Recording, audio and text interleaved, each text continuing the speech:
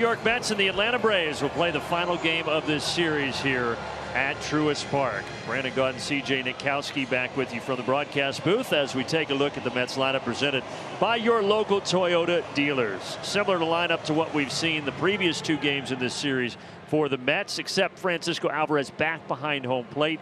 He got rest 2 days ago, and he is batting sixth in the order. The shades are on. The shades are needed. Tell you what, up here in the booth right now, the sun is just baking off of this white laminate down below us, and I didn't bring my shades, neither did you. Might be tough to see the first two innings. I agree with you. At least tough to see these screens, which become very important in what we do here. But it is a gorgeous afternoon. And when you think about it, it was like this morning driving in, pessimism about what today might be like, and it is turning into a picture perfect day here at Truist Park. Yeah, they had the tarp on for most of the morning. They took it off around 11:45, and then another shower is getting ready to pass through. So good job by the crew. They got the tarp back on. Rain came, now it's gone, and the field looks beautiful. We're just about ready for baseball. But it has been interesting to start the season. The Braves have only played 10 games, had 3 postponements and 3 weather delays already. Yeah, kind of hard to believe. Just certainly happy that we are going to get this one in today. The idea of back-to-back rainouts and hitting the road would have been brutal. So happy to get this one in, and I guess that's April in baseball. It's kind of the way it goes sometimes.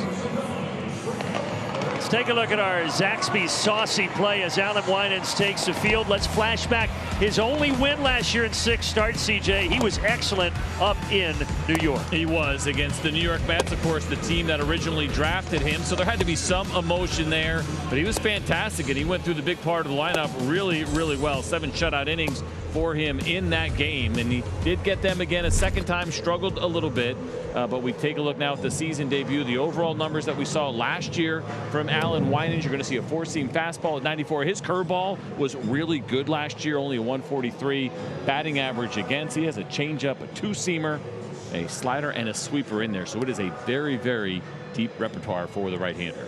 Defense behind it, presented by Racetrack. Change in left today. Adam Duvall with a lefty on the mound gets the start. Everything on the infield per usual. Riley, Arcia, Albies, Olsen third to first. Travis d'Arnaud is going to get the day off. Available certainly to come in later in the game if need be, but Chadwick Tromp will get the start as a battery mate of Alan Winans.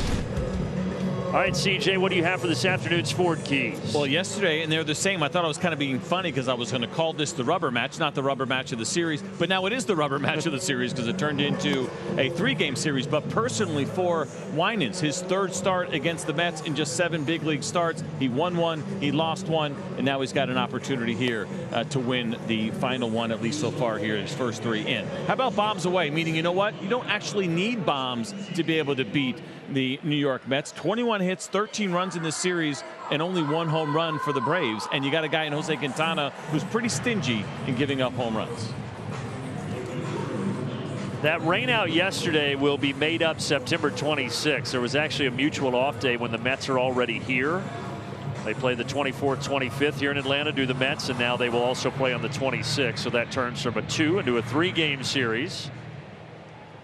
And that's the rescheduled date, but it looks like we are just about set to get the final game of this series underway. But first, they got to close the bullpen door in left field. There we go.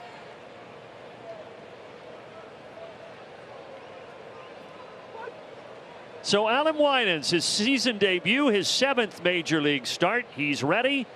And his first pitch is a little high. Game time temperature 72 degrees. For a ball to Brandon Nimmo. First pitch 72 degrees. Nimmo 5 for 9 in the series, hit 2 home runs in the first game, and he sends this out to left. First test for Duvall, and he's got it. The breeze was much heavier earlier when the rain shower came through, but there might be some wind throughout the day, so that'll be something to track. And certainly for the outfielders now having to battle the sun as it turns into a really sunny day, and then potentially the wind as well. And now the right fielder, Starling Marte. And the pitch low and outside, 1-0. And You were talking about it. Wiley showed it, but the pitch mix for Winans, CJ, is all 4 pitches pretty much uses them the same. He does, and I jacked up when I said his pitch repertoire because I was having some computer issues over here. So my first apology of the year. Actually, I probably already apologized a couple of times. I was trying to reset his page, and Max Fried's page came up, and all chaos broke loose. It's changeup, 2-seam fastball, slider, and 4-seamer. So that great curveball I was talking about, he actually doesn't have one. We'll forgive you. Thank you. Yeah. Only day games, you know. I was a night game guy. Well, and you know, he had the day off yesterday. Things can get a little foggy. But yeah, all 4 of those pitches he uses at least 20% of the time. Very even distribution of those pitches for the right-hander. 2 balls and 2 strikes here to Marte. And we use this phrase sometimes in baseball, and it sounds kind of silly, but he is a pitcher who pitches, right? He is not a thrower. He's not an overpowering guy. But especially when he throws as many changeups as he does, that they represent nearly, like you said, 25% of his repertoire. That means that's a guy that's out there pitching to contact and not overpowering hitters. Tries a 4-seam fastball but misses away, and the count runs full. So for Alan Winans, started in AAA. Spencer Strider goes on the IL with the injury. Braves needed to bring up another option, and it is Winans getting the call here. Was supposed to pitch yesterday, an extra day of rest. And he walks Starling Marte with 1 out here in the 1st inning.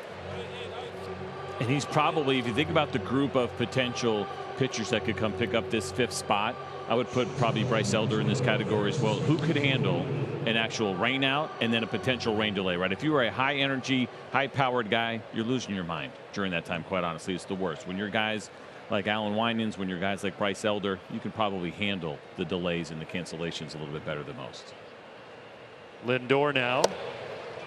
And it has been a while with the rain out yesterday and the fact that he didn't come out of the pen when he first got to Atlanta.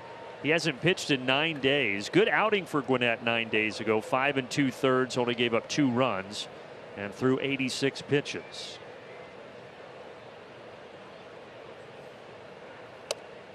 Count evens up here to the Mets shortstop.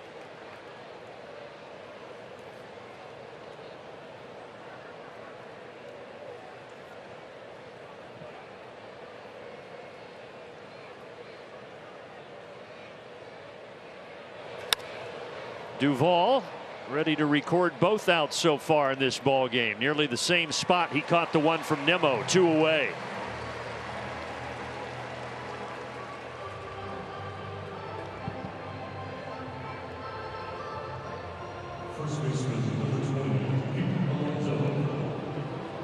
And now the dangerous Pete Alonso, who does have a homer and a double so far in this series.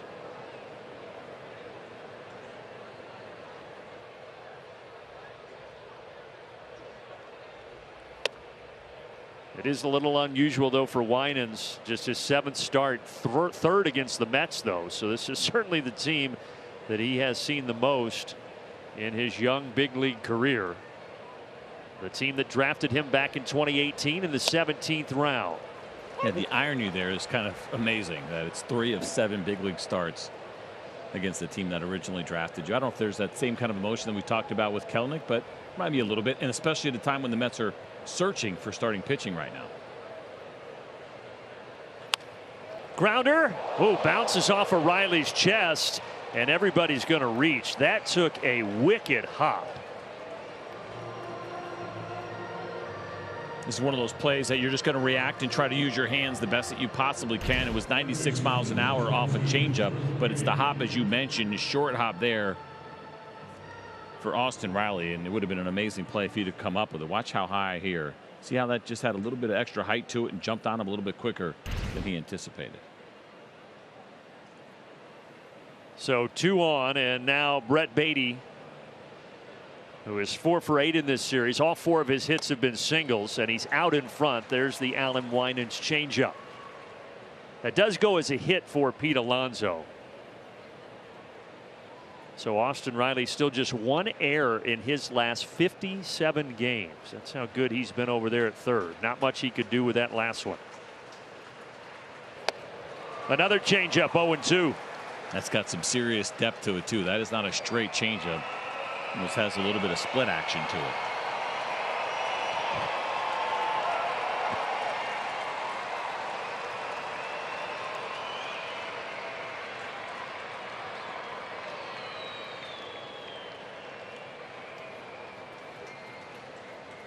2 men on, 2 down, and an 0-2 pitch from Alan Winans. Line to left, and it drops. Around third comes Marte. Play at the plate, safe. Marte is able to slide around the tag of Trump, and New York grabs the early lead. It was a good aggressive throw from Adam Duvall in left field. I thought he had a real shot at him. It was a little bit high, but he wanted to get it there all the way in the air. The other option there is you go low throw and maybe play the long hop. And just a little bit offline, as you can see Trump having to come back and try to get that tag in. The throw beat him, but offline by about maybe 8 or 9 feet. I mean, you can see how high it is there. If he goes lower there and keeps it on line, they probably, actually, they definitely would have had him. But a good aggressive throw from Duvall. So Beatty gets to second on the throw, Alonso to third, and now it's about damage control here as Francisco Alvarez, a big swing and a miss. Alvarez 0 for 5 in game 1 of the series, then sat game 2 as Narvaez got the start behind the dish.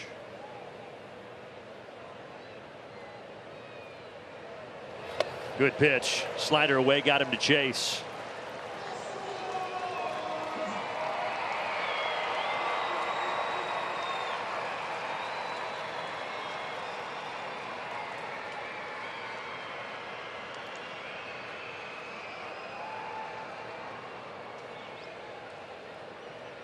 '28-year-old pitcher and the young 22-year-old hitter here. 0-2. Got him. 3 pitches, takes care of Alvarez, but the Mets strike first. Braves coming up. Braves will try to equal it or do better in the bottom half. Here's the lineup presented by your local Toyota dealers. Again, it's the same top 5. The difference is Adam Duvall with the start in left will bat 6. That bumps Harris to the 7th spot, and then Chadwick Trump, the catcher, at the bottom of the order.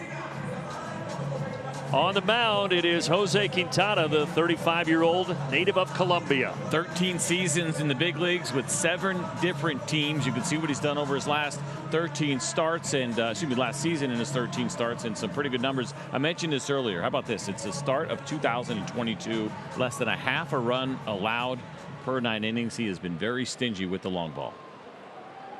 His 3rd start of the season. He was the opening day starter for New York against Milwaukee, and then he pitched Friday in Cincinnati. And his first pitch here gets a swing and a miss from Ronald Acuna Jr.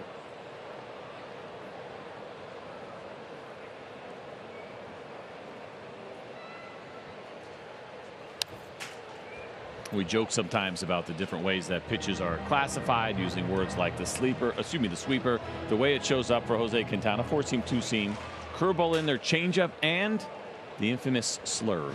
Aha. He's slurvy. The slurve makes a debut today for us on the season. Quintana's 0-2 pitch here. Fouled off.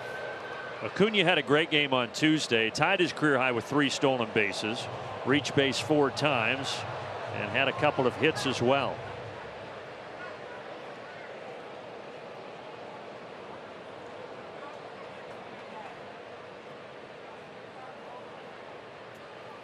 Again, the 0-2 from the southpaw. Curveball bouncing in the dirt.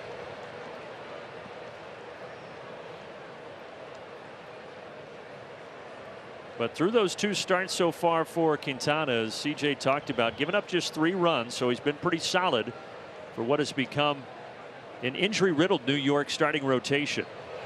2-2. And he was part of that last year. We mentioned just 13 starts a year ago, and some of those injury issues that were popping up even in 2023 for the Mets. It's been a problem here, no doubt. Just saw first-year skipper Carlos Mendoza trying to navigate through all those injuries. Ronald grounds it to third. Beatty makes the play, 1 away. Speaking of Beatty and that defense, here it is visually. Brought to you by Racetrack. Nemo, Bader, Marte left to right. Alonso back over at first. Lindor and McNeil up the middle. And it is the young catcher Francisco Alvarez, the battery mate of Quintana.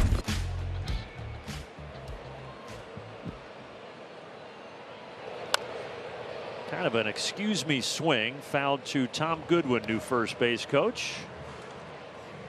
You brought up an interesting point there, thinking about Carlos Mendoza. You get your first opportunity managing the big leagues. You get the highest payroll in baseball. You get a ton of injuries that you have to deal with. A lot of that money in that payroll is not here. It's in other places. And you got to do it in New York. Go get them. And you're doing it with the Braves and Phillies both being very good. One of the toughest divisions in baseball. Very hard to get these opportunities, obviously, with only 30 jobs available in the major leagues. But some of them certainly are more tough than others. He's 44 years of age, familiar with New York, having spent the time in the Yankees organization. Big swing for Ozzie. Chase one a touch high, 1-2.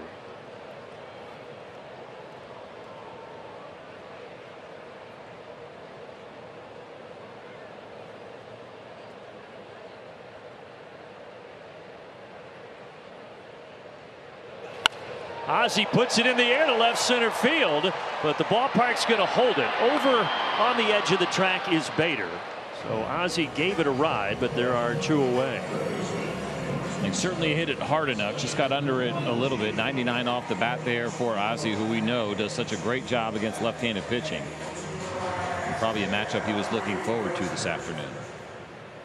Yeah, before that, he was 6 for 10 against Quintana with 2 home runs. Almost had a third one there against the lefty.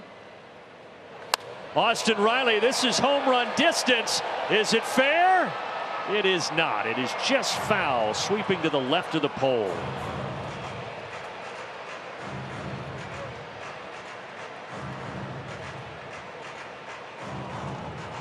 Mentioned the two kind of fastballs that Quintana throws. That was the four-seamer.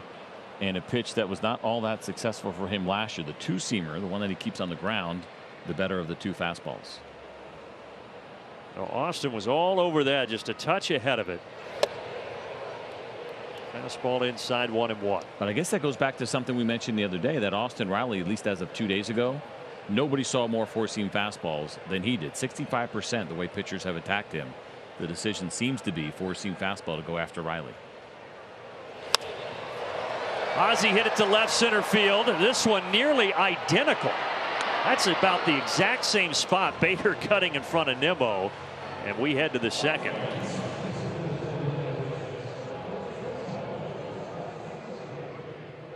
Sure, right around 70 degrees here in Atlanta. 40-minute delay for the rain shower that went through, but now we go to the second inning. Jeff McNeil, 7th hitter in the order, leads off and takes a strike.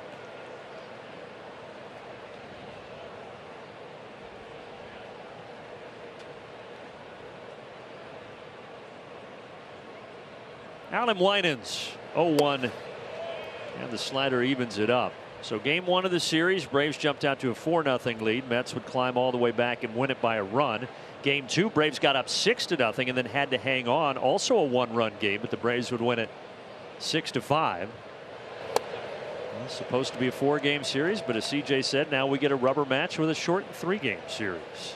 Yeah, I'd wonder. I think we both kind of thought that we were going to be here late last night. Would they try to force to get it in? But based on how the schedules worked out, they went ahead and pulled the trigger early and just go ahead and play it safe. And it should be a much better experience when we make that game up in September than trying to fight through. And you don't want to get starters out there and then have to lose your starters because there's too many rain delays. No doubt that was probably part of the equation as well. It doesn't benefit anybody. Well, that 2-1 pitch looked like it was in the zone, and Winans didn't get the call from Charlie Ramos, and then he misses 3-1. So 2 walks issued here so far for Alan Winans. Let's take a look at that 2-1 pitch that you're talking about here, and I'm with you. That looked like it absolutely caught the upper inside part of the strike zone. The changeup prior to that was a little bit down, but taking a look at Charlie Ramos and the heat map for him, somewhat of a tight zone. The only spot he seems to open it up is away to lefties. At least that's been his history so far. Winans does get the call there on the changeup as he deals to the DH, DJ Stewart. When we look at those little heat maps that we're fortunate to have some access to, it'll be blue for areas in which umpires don't call strikes very often compared to other umpires. When you see blue in the zone, it's really concerning. It's usually on the edges and outside of the zone. Shallow left, Riley out, Duvall in, and it will be Duvall. He's been busy so far. He's recorded 3 of the 4 outs.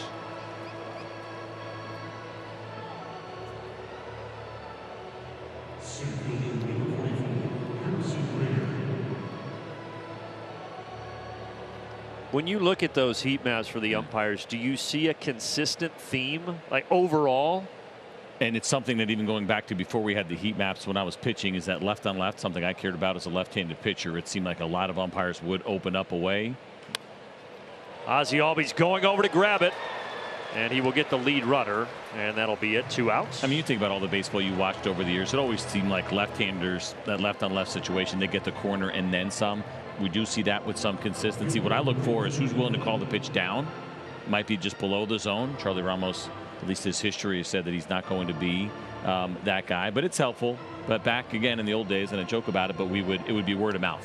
And you'd be counting on the guys that have been around for a while to give you, hey, here's the tendency with this guy, just so you know he might open up in. It's really helpful. You're not going to change your game plan too much, but you will adjust a little bit. Righty lefty matchup here. Brandon Nimmo swings through that good Alan Winans changeup. Braves fans probably remembering now seeing that pitch last year that was pretty successful for this right-hander. The thing that jumps out with that pitch for me is how good it was against righties. Your first thought is, of course, right-handed pitcher facing lefties. Yeah, it's a great pitch. But remember, he struck out Alvarez in his first at bat on an 0-2 changeup. Righties hit just 143 on his changeup last year. And he's not afraid to throw it to him, and he's not afraid to throw it in the zone. Despite this being just his 7th major league start, he has a lot of confidence. That's the 28-year-old right-hander. He's thrown that changeup on 3 straight pitches here to start the Nimmo at bat. And I think hitters will tell you with some consistency, the toughest pitch to hit in baseball is a good changeup, regardless of how hard you throw.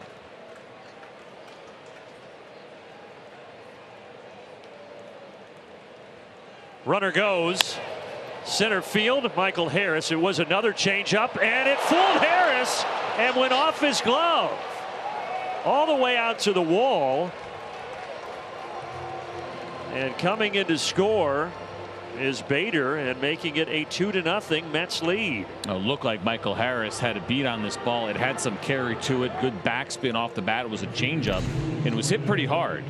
And Harris and Bader on the move certainly helped him. You see Michael's first 2 steps were in, so he got a little bit fooled. It's not uncommon, again, when you have a guy who throws a lot of changeups, that even defenders will be fooled a little bit with the way that the ball comes off the bat.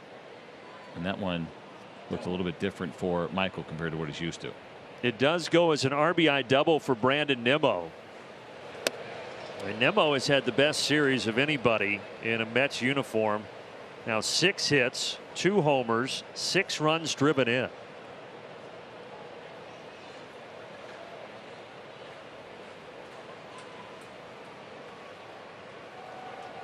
Well, we just become so spoiled with Michael Harris out there. You see him make so many great plays. You just expect him to make that, but not an easy one.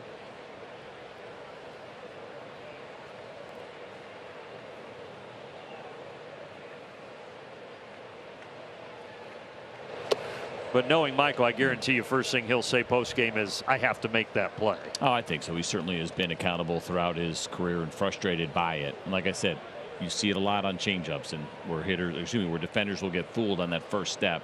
It looks like that's what happened there, as those first 2 steps were in.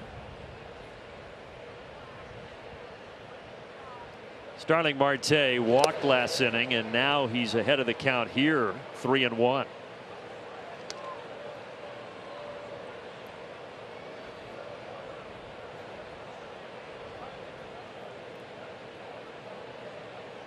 And Winans' pitch count pretty high for the top of the 2nd inning. This will be pitch number 37. Orlando Arcia, that goes off his glove and into the outfield. So the Braves defense struggling a little bit here early. And now it's 3-0. And uncharacteristic, certainly, of Orlando in this team. We've talked a lot about how good and how solid they have been turning batted balls into outs.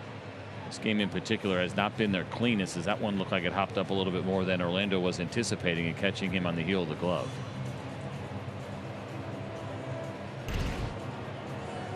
Both of those runs coming with 2 outs, and now Rick Kranitz out to talk down on Winans.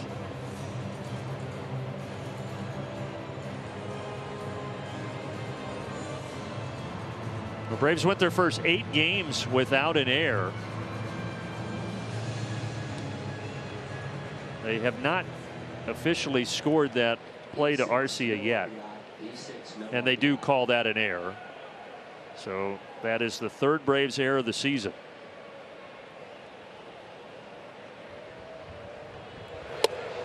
Inside to Lindor. So as we see Francisco Lindor, one of the things that has been a big story here for the Mets is how some of their bigger hitters have really been scuffling. This guy has been the worst of the group so far, hitting just .087. And that average is going to go down even further. Winans tosses to first, side retired, but the Mets do get two.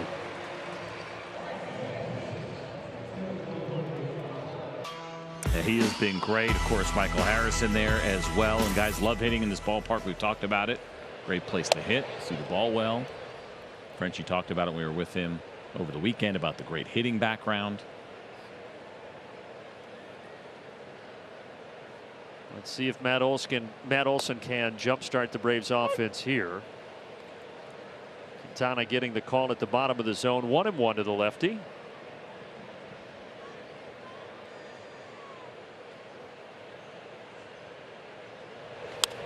Boy, he gave that a ride, but it's foul. So a couple of times now that we have seen Brave hitters out front a little bit of Jose Quintana. We saw it with Austin Riley as well. We know he's not going to blow you away with the velocity. I mean, both of these guys today are very crafty. And that becomes the trick of trying to stay back and really think left center. And you're still going to be able to pull slow pitches in the zone. As you said, Quintana, he's been around. 13th major league season, hard to believe. First 9 years he was in Chicago, first with the White Sox, then the Cubs. But since 2021, he's bounced around. Angels, Giants, Pirates, Cards, and now the Mets. And he gets Matt Olson. There's that slurve. One away.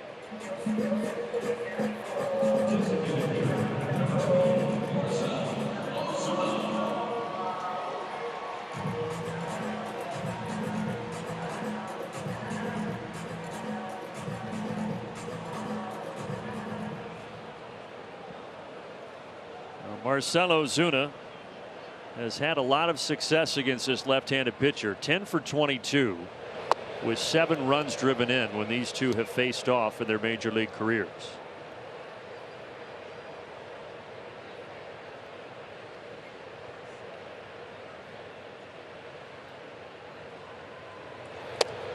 Not sure Cubs fans will ever forgive the trade of Jose Quintana. Something you don't see very often.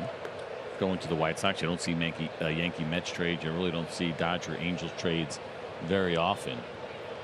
But he went to the Cubs for Dylan Cease and Eloy Jimenez.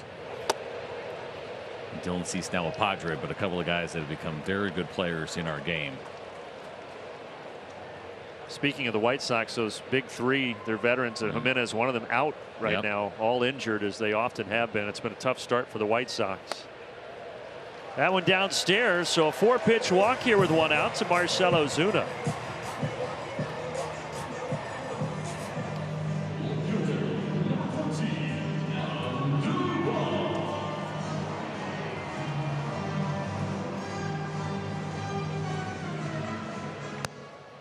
Well, Jared Kelenic got the start out and left the first couple of games of this series, but now with a lefty on the mound, here's Adam Duvall.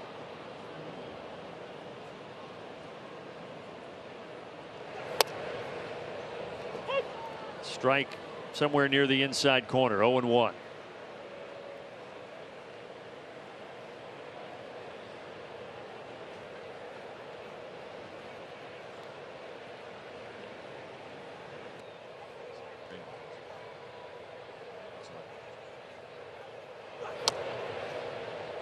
And that time a little bit off the outside corner, but Duvall down 0-2. Last year with the Red Sox, Adam Duvall. He got off to a hot start, but then he fractured his wrist. Missed the first series with the Braves here at Truist Park when he was with the Red Sox. Became a free agent after the season. We talked about it. Spent a long time unsigned this offseason before the Braves scooped him up in mid-March.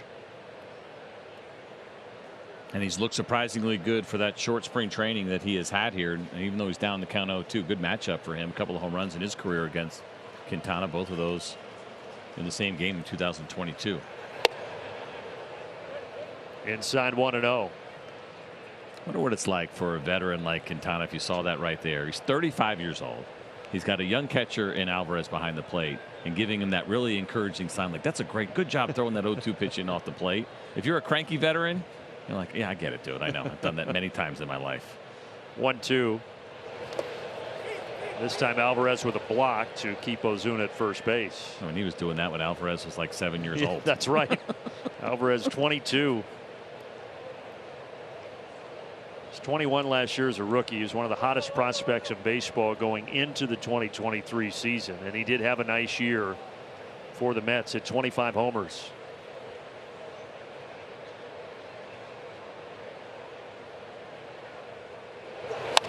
That off the end of the bat to McNeil. The second for one, but Duvall able to beat it out.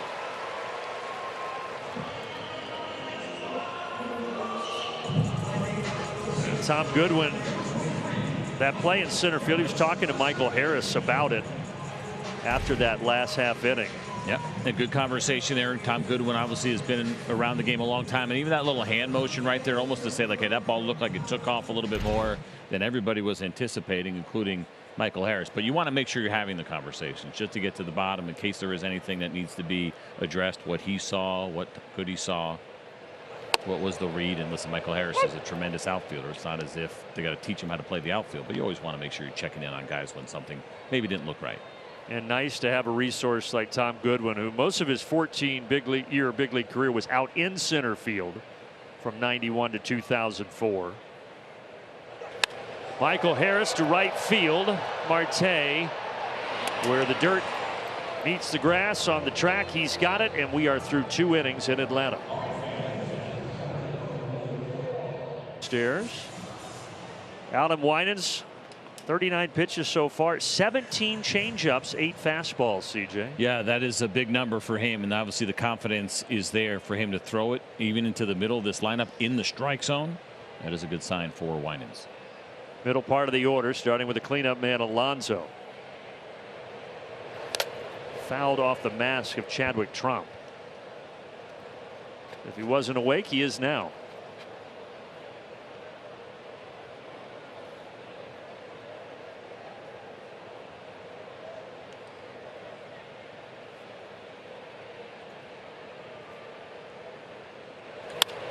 And there's a single up the middle. Well, before Tuesday, Pete Alonso had a stretch where he was 0 for 18. But since then, he now has 4 hits, including a homer and a double. He's put himself in some pretty decent hitter count so far in this series. The home run that we saw way ahead and just kind of sat on a fastball and got the head out. He does have some tremendous power, but generally not an average hitter, meaning he doesn't hit for average. But he's taken some good swings in this series.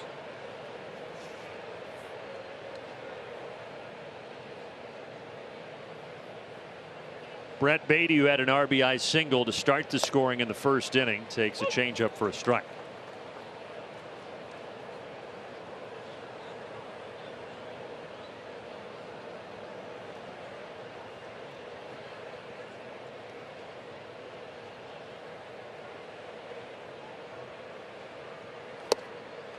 With Winans stepping in here in the Spencer Strider spot, a reminder that the Braves are supposed to give an update on Strider this weekend. He went to Dallas Monday to visit with Dr. Meister, who specializes in those arm injuries for pitchers. And we'll find out more probably here over the next 72 hours.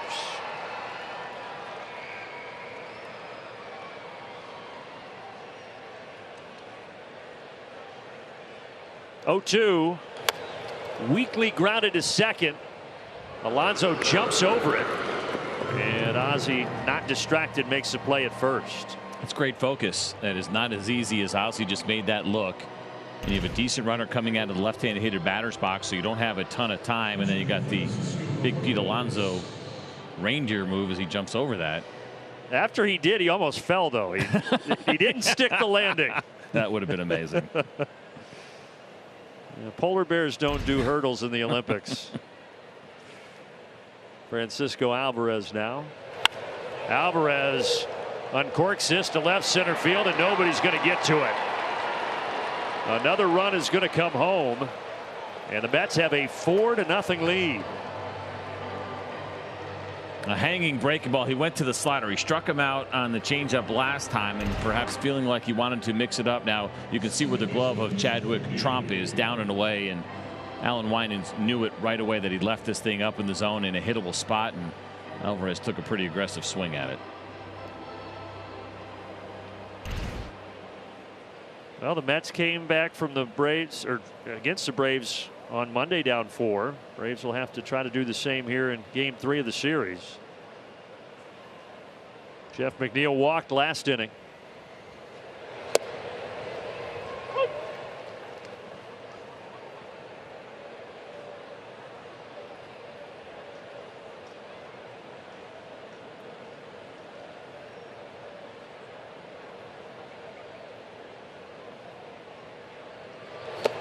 And no balls and 2 strikes. Change up in the dirt that McNeil offers that.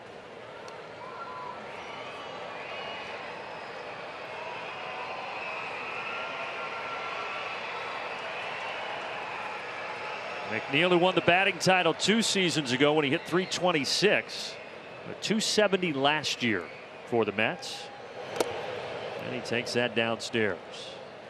And it does feel like Winans is throwing a lot better than his line looks right now, which I know for guys at the end of the day, that's what matters, is what the line looks like. But he actually looks really good here this afternoon. A couple of mistakes, some defense, some bad breaks, some things that weren't called errors that were borderline, have led to a line that he's probably not thrilled with up to this point, but I actually like the way he looks. Stuff looks good. That was kind of the story on him last year, CJ. The 6 starts, only 1 win. You look at the ERA, 5.29, you say, it's not that great, but Rick Kranitz thought his stuff played much better than a 5.29 ERA.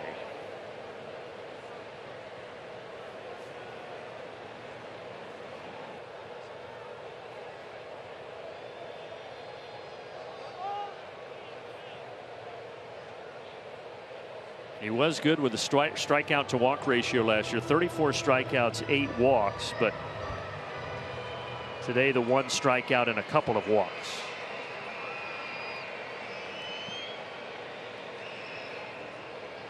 A chance to strike out Jeff McNeil, but McNeil puts it in play, and it's fair. Off the chalk down the first base line. Back-to-back RBI doubles, 5-0.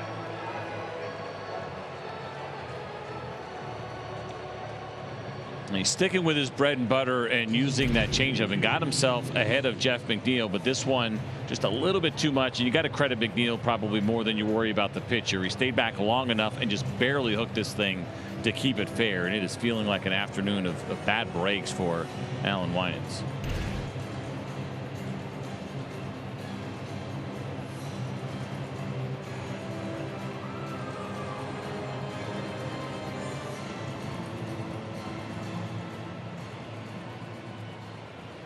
Is it 50 pitches now is the right-hander as he deals to the 8th batter in the order, DJ Stewart.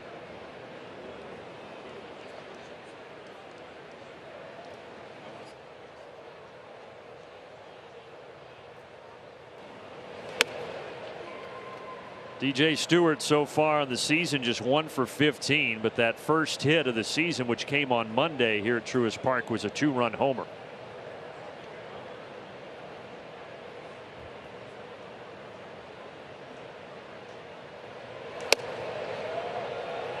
One and one.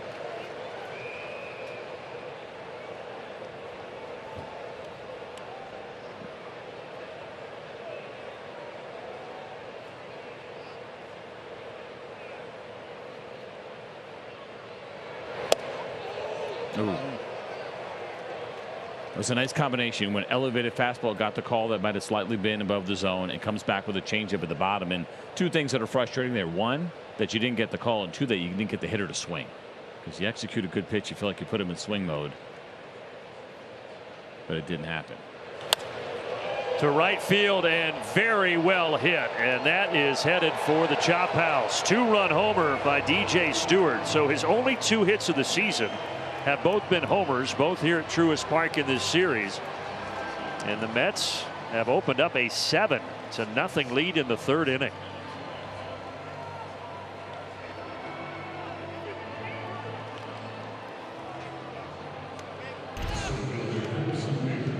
Well, this is the changeup, and it is down. Now, maybe not far enough away if you really want to get picky, but it is located likely below the zone in where it finished. But I think what's happening now is that these Mets hitters are hunting on the fact that he's running into trouble back against the wall, and now they're looking for that changeup.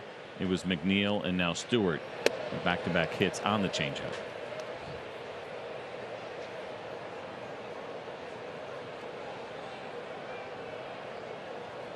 Bottom of the order here, and the center fielder Harrison Bader.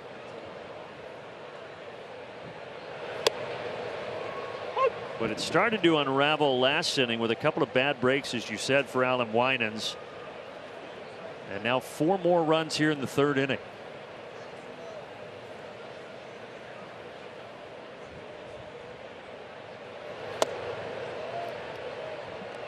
I mentioned some of the struggles for the big guys. We were talking about Francisco Lindor, but coming into this one, as we still see Dylan Lee taking his warm-ups, between McNeil, Lindor, Bader, Alonso, and Nimmo, coming into today hitting 173 as a group and making a combined $100 million this year, just between those 5 guys alone. But it's been a different story in this series. Yeah, those bats for the Mets that have been struggling before Atlanta coming to life. That ball is fair. Austin Riley makes a play for the 2nd out.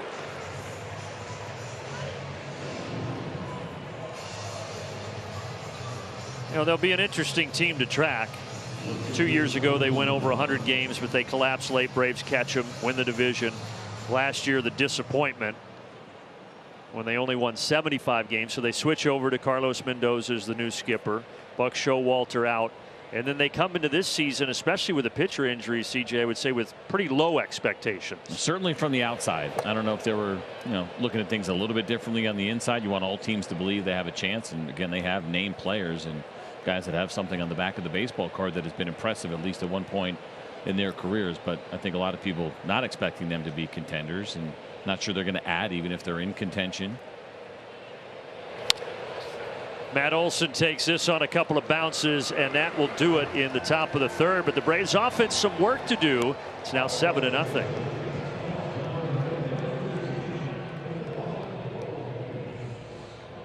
Fourth birthday party. So guys, if you're going to have to miss a game, if we're not going to have Braves baseball one night, at least for Snit, it came on the birthday of his grandson Hank. And named Hank, and of course the week that we honor Hank Aaron. Good little tie-in. Good stuff, Wiley. Glad that Snit got to be there. Hopefully he had some cake. Yes. And enjoyed it, but no doubt his grandson was thrilled to have him there. That's cool. Anytime you talk to Brian Snitker about his kids, he always transitions to the grandkids. Loves the kids, but wants to go to the grandkids. Had a good run, ready for the next generation.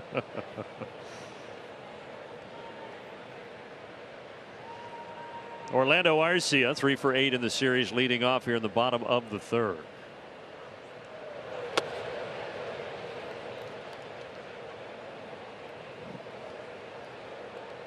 Yeah, Wiley talking about the weather issues. 3 postponements already for the Braves. One of those already made up because of the scheduled off day in Philly, where the Braves played after opening day, but 3 rain delays as well. Mother Nature hasn't been kind so far. Marte has it, and Arcia is retired. But we do know on this next road trip, Braves go to the New York Mets, or not the New York Mets, excuse me, the Miami Marlins, and then the Houston Astros. Both places have roofs. So so we're going to play every game. They're going to start on time, and somewhat similar situations where the Mets came in here not playing particularly well. The Marlins are having a really rough go of it. The Astros are off to a slower start than most anticipated.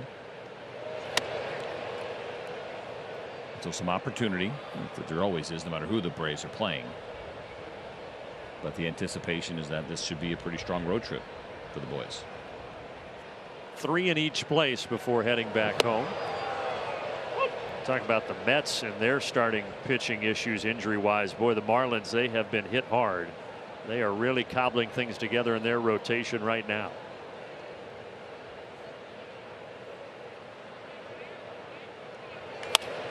To the left side, backhanded by Lindor, and makes a strong throw to Alonso.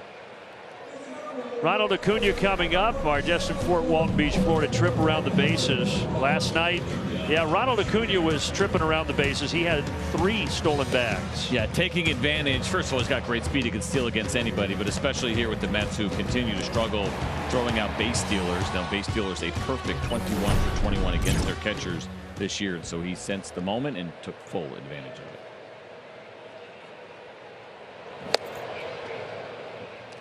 And you got to think if he gets on, he's thinking more stolen bases because of that number that you mentioned. The Mets have had the biggest issue of any team in baseball, trying to throw runners out.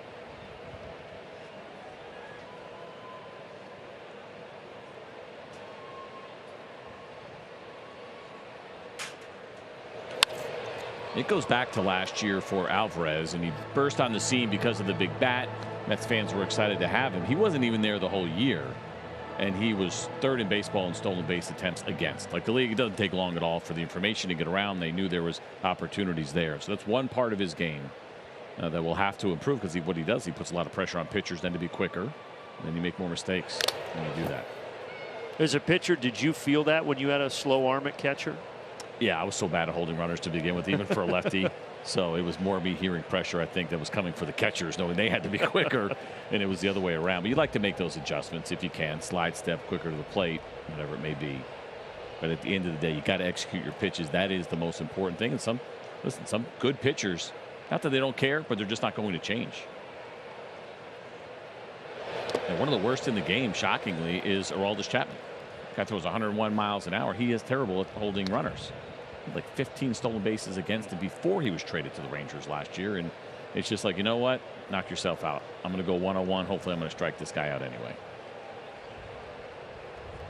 You can get away with that a little bit more when you throw 101. 2 down, 1-2 to Ronald. Count evens up, 2-2.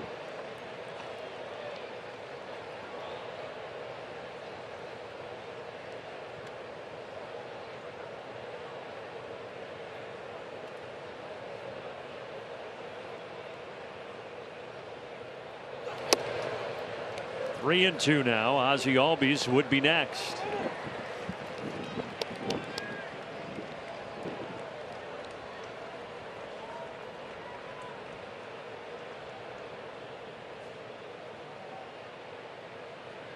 The lefty ready for the 7th pitch of the at bat. And there will be an 8th. Quintana has not had much success against the Atlanta Braves over his 13-year major league career, especially recently. He's lost his last 5 starts against Atlanta. But right now he's working with a 7-0 lead in the bottom of the 3rd.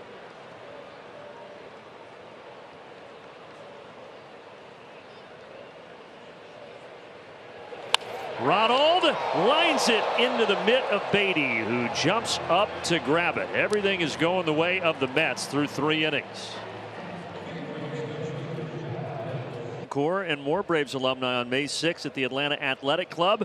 All-Star Day at golf, entertainment, prizes, and more. Go to Braves.com/golf classic to learn more and to register. And since Frenchie's going to be there, keep your wallet locked in your automobile. It's the only advice I have.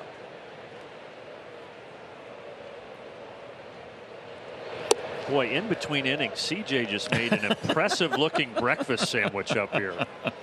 You got, is that bacon and egg? So there was bacon and egg that they brought to us today, and of course we had some bagels that I brought in from my area. I'm very proud of the bagels that we have up there in Alpharetta at Old B&B. And so yeah, there was a half a bagel there, and so it's give the people a look at this. You think? I mean, it's not. Hold it up. I don't think it's that attractive looking, but I will tell you that it is delicious. It's thick. That's improvisation. He's doing his thing up here. It's really hard trying to have a bite before we got back from break. Winans fielding his position, 1 away. That's a good start. I'll take a quick inning, please. Yeah, maybe your breakfast sandwich is what changes things here. Thank you for bringing the bagels for the crew. That was very kind of you. I love this year. Hard to find a good bagel, and not to sound like an elitist, but right, you get down south and there's a little bit of bragging in a certain part of the country about their bagels, but we got a great spot here in Atlanta. They were fantastic. Here's Francisco Lindor, who is 0 for 2.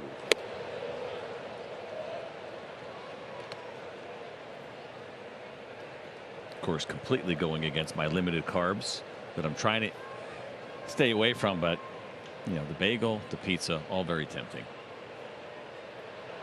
Yeah, everywhere you go, you're asking for meat only. You're like Yeah. Dr. Atkins, but now you're changing things up today. It is going to be a beefy road trip after having a bagel and a half today.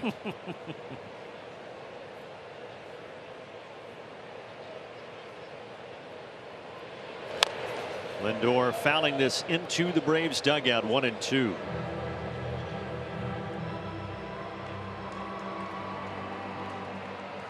But the Mets starting to pick up. They began the year 0-5. Now they're 4-7 and up 7-0 here on Atlanta.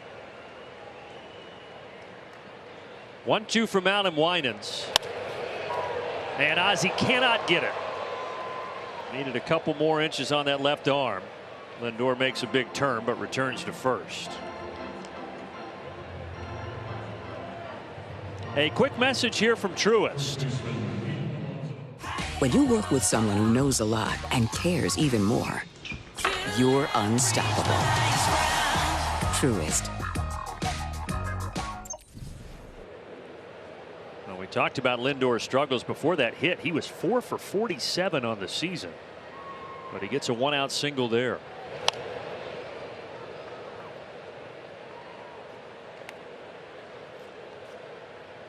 You just feel for Adam Winans, though. He has made a couple mistakes, CJ, but all in all, shouldn't be down 7-0.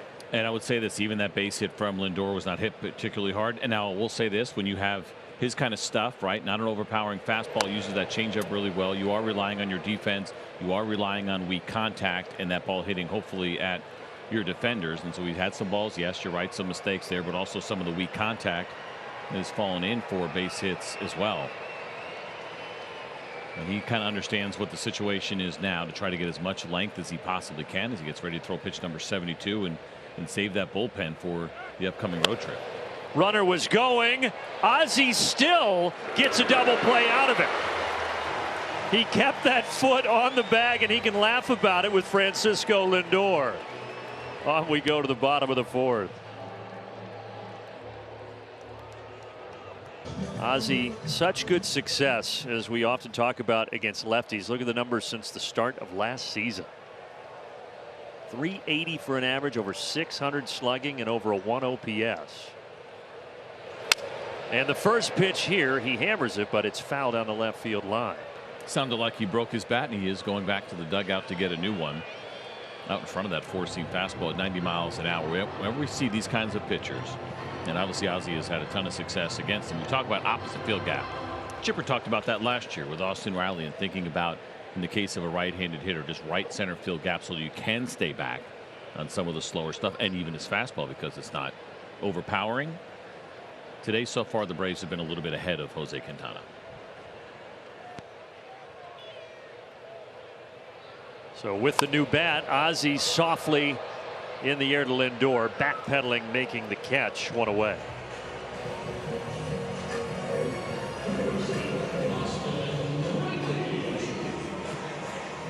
I want to say a quick hello to Judy Lindsay in Huntsville, Alabama.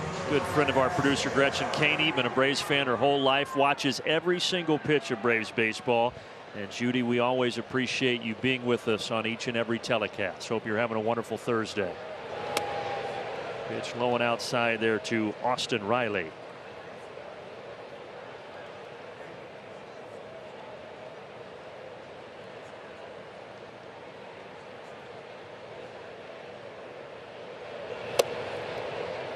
But you just feel like the way the Braves have hit the ball well foul, once they get the timing down here, hopefully can start to scratch some runs across against Quintana. And that's the goal, right? Chip away a little bit. We talked earlier in the open today just about how good this team has been. 7th, 8th, 9th inning. You'd prefer that you're going into those innings not down by 7, but maybe 3 or 4 in a position that this team has been comfortable in all season.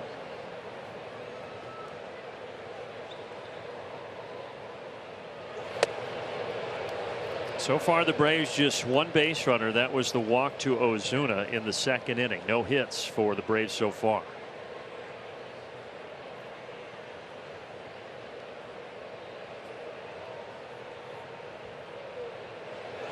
Hitters count, but Riley fouls it to the second deck. 3-2 now.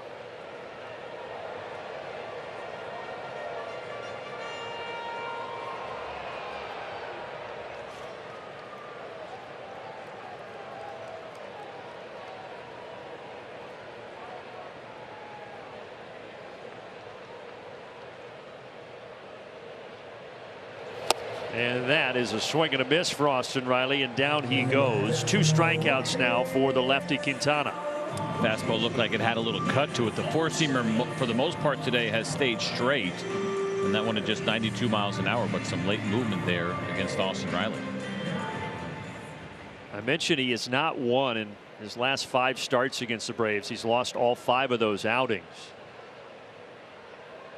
He did, however, have a really good outing August 12th last year in Queens against Atlanta, but he was outdueled by Spencer Strider.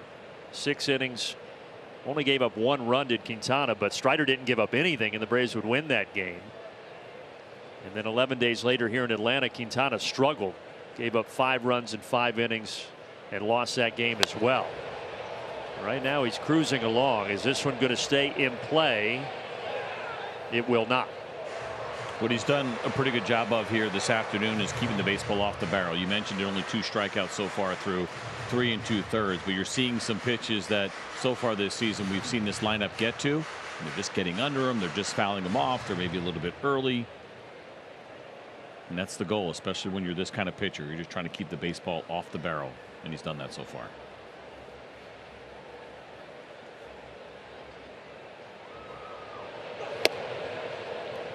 Four-seam fastball a little high. 2-1 to Matt Olson.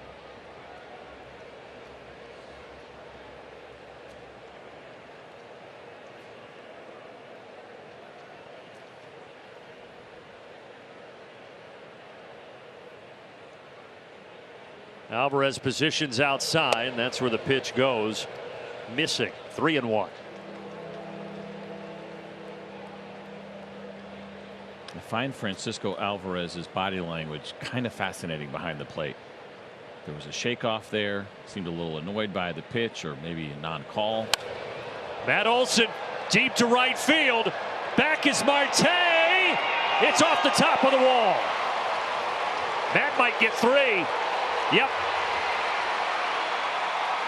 He had 3 triples last year. He always looks at the dugout with a smile when he gets a 3-bagger, and he's got another one here. It's kind of a textbook Truist Park triple, right? Is that you get a ball that's high and it ends up hitting the brick wall when you have a right fielder and sometimes even your center fielder chasing that ball and thinking that they have a chance to catch it, like Marte did. He runs into the wall and then nobody home. No backup from center field at all. It's the second baseman that has to come out and get that baseball in shallow right field. Matt thought he got it off the bat. I think most people did. That wind is blowing across from right to left field, and I think that's what prevented it from getting out of here and into the chop house. You mentioned 3 last year. He had just 1 triple going into last year, and now he's got 4. I remember after the 3rd one, he was dying laughing over at third base looking at the dugout. He couldn't help himself. Was it a brick wall triple? Yeah, he had one of those last year, I know.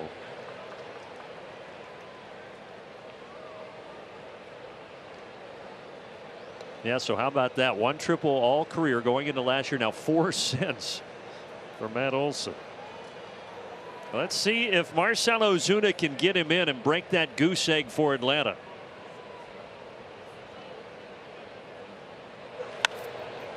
This is fouled. Alonso will run over there, but it's 5 rows deep.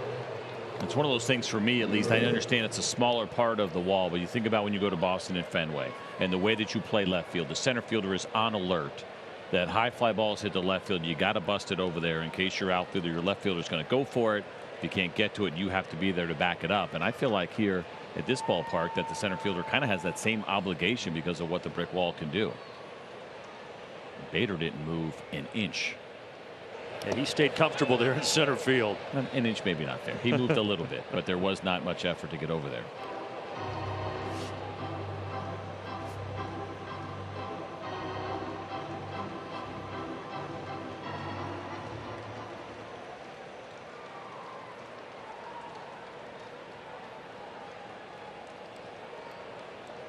Ozuna walked in the 2nd inning. He awaits a 2-2 pitch here with 2 outs in the bottom of the 4th. Swinging bunt. Quintana has it.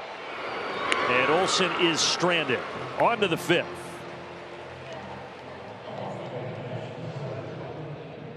evening. A little breezy here today. Had some rain that delayed us. Instead of a 12:20 start, we started at 1 o'clock Eastern.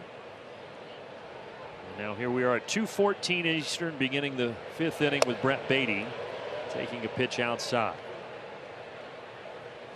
And once again, we see Alan Winans back out there. First 0 that he threw up in the top of the 4th inning with that pitch count at 73. He did it very efficiently in that 4th inning, and so Snit would love to get at least another one out of him if he can. Winans and Quintana, neither guy throws hard. We haven't had a pitch in this game over 92 miles per hour.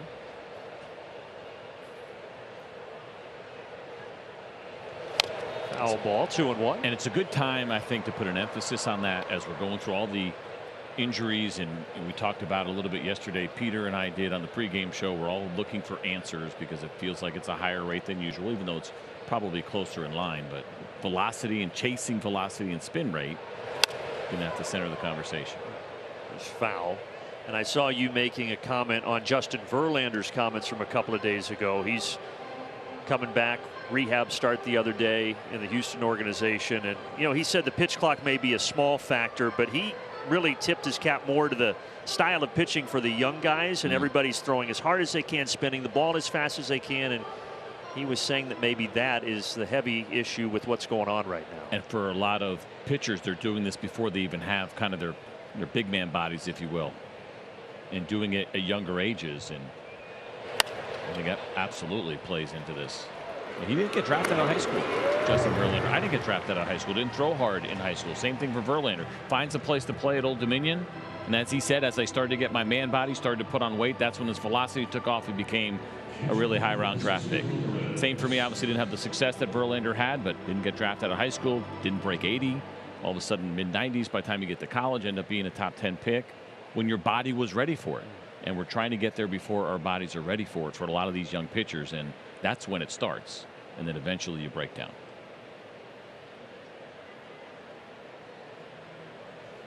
Was time called? What just happened here? Charlie Ramos now bringing out his notepad. Maybe he could hear what we were talking about and just wanted to get kind of the bullet points down.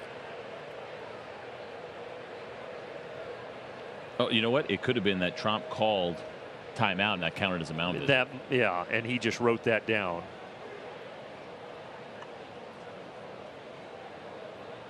Yeah, the Braves are down to 2 mound visits now. Now Alvarez digs in. He had an RBI double his last time up, 1 for 2.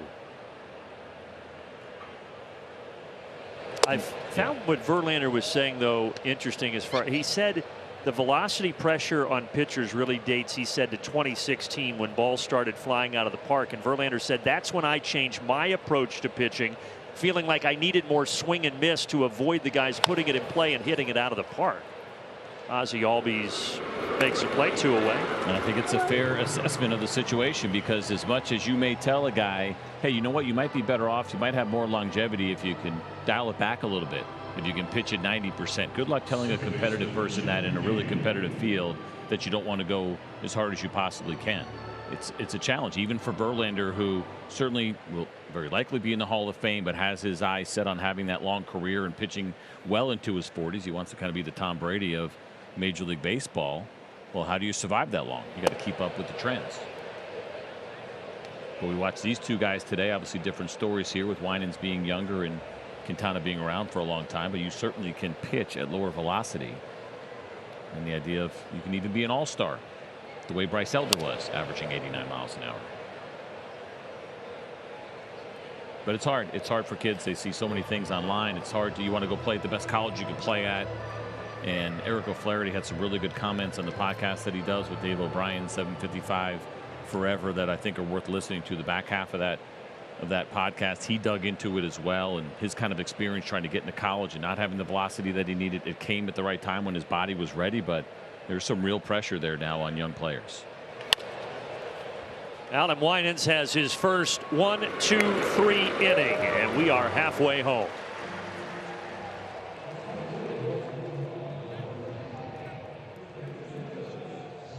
The Olsen tripled in the 4th, but he was stranded at third base.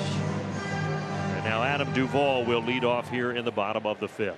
If he gets something in the zone early, expect Adam Duvall to jump at it. The 2 home runs that he hit in those 2 plate appearances, he saw combined 3 pitches. Not that one. It's a generous strike call. 0-1 here to Duvall.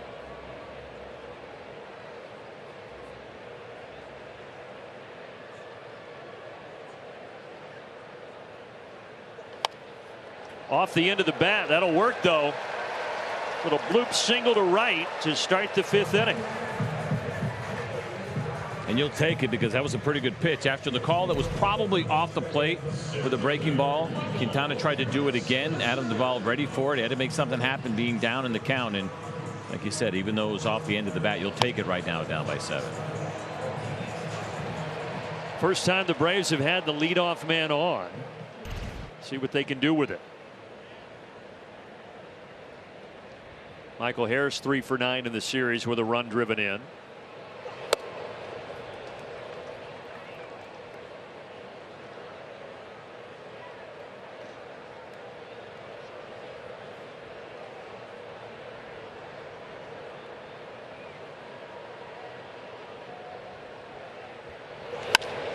Hits this on the nose to center field, but nothing to show for it. Bader was there.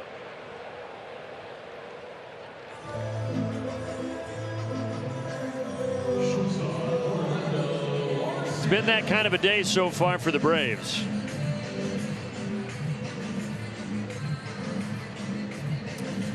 Something we saw earlier in the season here with the Braves when they've seen some pitching like this. I know Quintana does not have a great track record against this lineup. We've seen some of the lower velocity pitchers do okay, and then we saw the bigger arms come out of the bullpen. That's when they really started putting up runs. Who knows? Maybe that is what today is ultimately going to be. Like you said, you'd like to see a couple across before we get late. But that was somewhat of a trend early on in the season. We did see the Braves have those 2 big come from behind victories against the Arizona Diamondbacks to start the homestand. Maybe something like that is in store here today.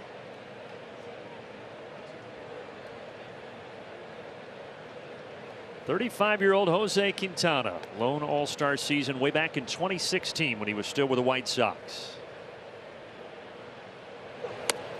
And Orlando Arcia could not stop his bat. 2-1.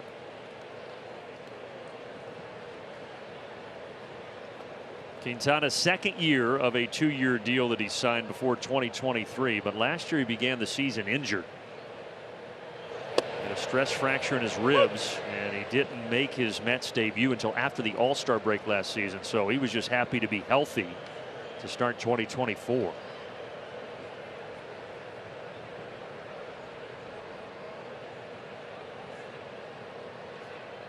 Deals a 2-2, and now a full count to Arcia.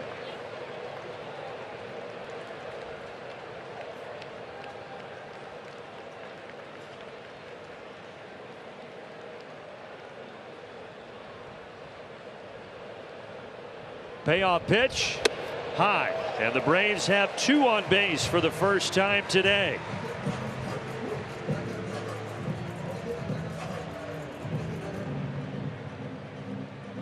That's going to prompt Alvarez to go out and talk to Quintana before Chadwick Tromp comes to the plate. Gives us a chance to provide you a message here from Zaxby's. Zaxby's new Southern Fried Shrimp. One-of-a-kind shrimp paired with a one-of-a-kind sauce.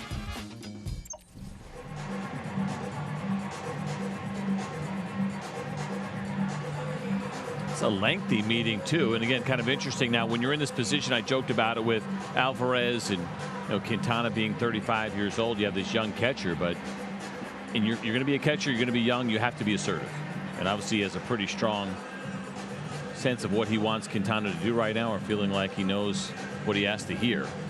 But that was a long meeting that Charlie Ramos allowed. It's kind of surprising.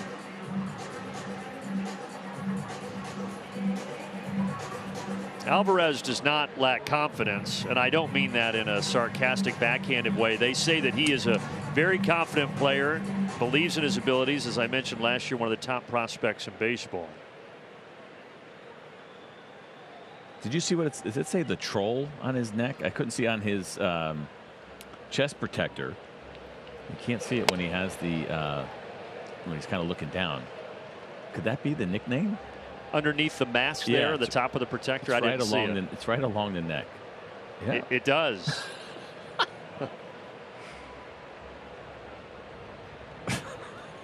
It's a great nickname. 1-1 to Trump.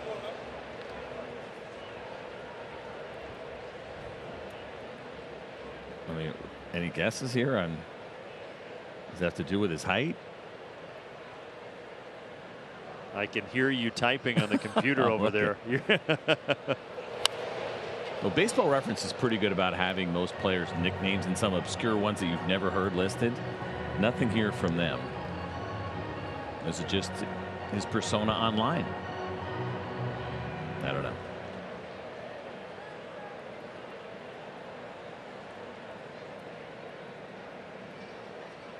He earned the nickname from children in Venezuela during his teen years because of his imposing stature. Right center field. This is going to be trouble. Trump plugs the gap. It's going to score 2. Atlanta is on the board.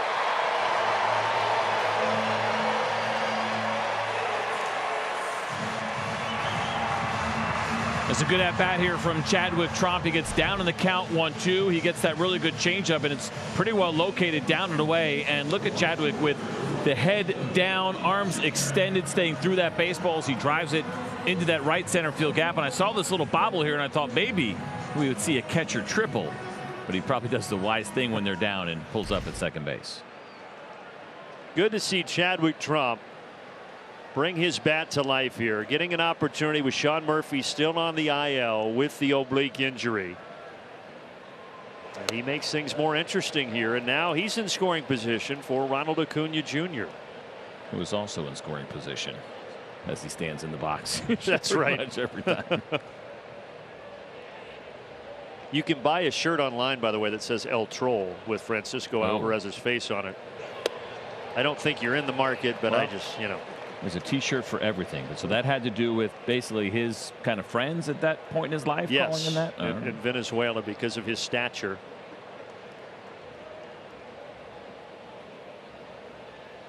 What did we do before Google? We made stuff up. It was great. We actually had to talk to each other. It was a weird time.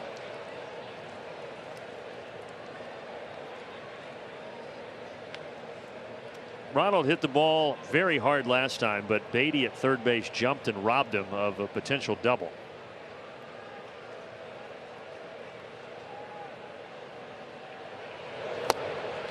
That one gets away from Alvarez, but Tromp stays put.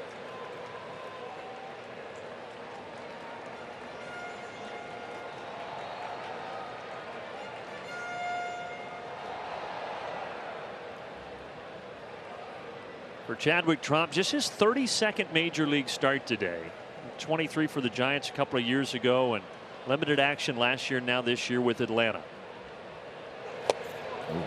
Big cut, 3-2 now. You see Ronald shaking his head. That's a 91-mile-an-hour fastball. A little bit of cut that we've seen for the most part this afternoon from Quintana, and one that he'd like another shot at, because that looks like a pitch he could have mashed.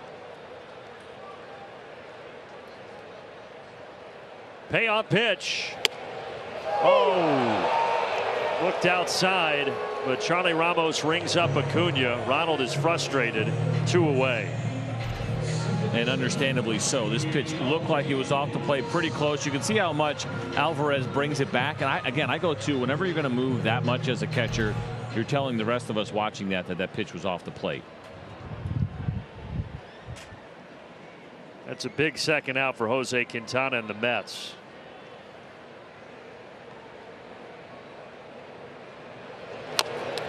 This one chopped to third. Beatty charges. He won't even throw it. He'll stick it in his pocket. Infield single for Albies there at the corners. Well, one swing from Austin Riley and the Braves could be right back in this thing. I was a little concerned when I saw this high hop, because that's what it was going to take, something perfect. And even then, Beatty realized he was not going to be able to get Ozzie. And so now that gives you a really nice opportunity here with runners at first and third. Riley hit it to the warning track in left center back in the first inning, and he struck out swinging in the fourth.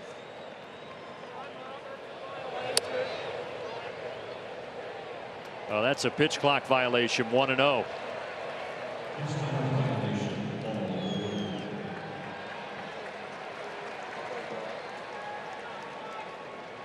Saw a couple the other day on Reynaldo Lopez of Atlanta. That's the first violation this series against the New York Mets.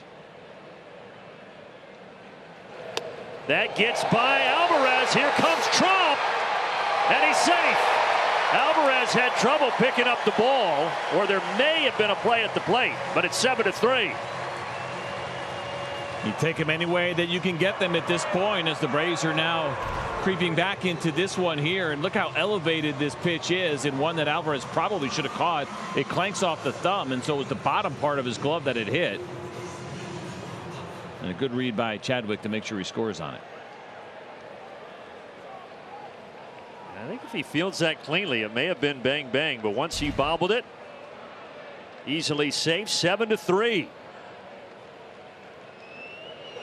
Line drive on one short hop. Lindor makes a great play and a throw over to rob Riley of a hit and the Braves of another run.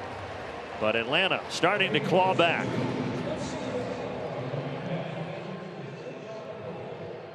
Find anywhere else. Download the MLB Ballpark app today. Presumably they're doing that right now. All right, so the Braves get 3 in the bottom of the 5th. Cut it to 4 runs. Now DJ Stewart leads off as Dylan Lee comes in the game, and something DJ Stewart does not do very often is bunt. He tried to surprise everybody there, but he bunted it foul. And I'm guessing because he's getting this left on left matchup, and you know, with the Mets having the lead, they're not looking necessarily to pinch hit and let him hit. And he thought perhaps with the big shift that's going on, Austin Riley is pretty far away and deep. He could steal himself a hit. That foul ball came pretty close to us. That's about as close as I've seen. That dropped in the row beneath us. I should probably pay closer attention. I never saw that ball at all. I was ready. I just want you to know if that was closer, I was going to protect you. We are all counting on you. Ooh, that may have hit the bag. It's fair. And Dylan Lee covers. Good job by Olsen to get to that baseball. Tricky hop. A good recovery and good toss here too. When you're a pitcher, sometimes there's a little bit of panic. You can never make any assumptions, and that's a good job by Dylan Lee. You see him kind of pick it up a little bit, pick up the pace, but you always treat it as if there's that possibility of a bobble. But let's see. Oh yeah, that hit the bag. And how about the high bounce? But no panic, and they get the out. Helps to be 6'5" on plays like that, as Matt Olson is. I wouldn't know. I'm 5'10", but I bet it's wonderful. Looks fun. Have to look down on pretty much everybody. You're decently tall. What are you, 6'3"? If I stand up straight, yes. Okay.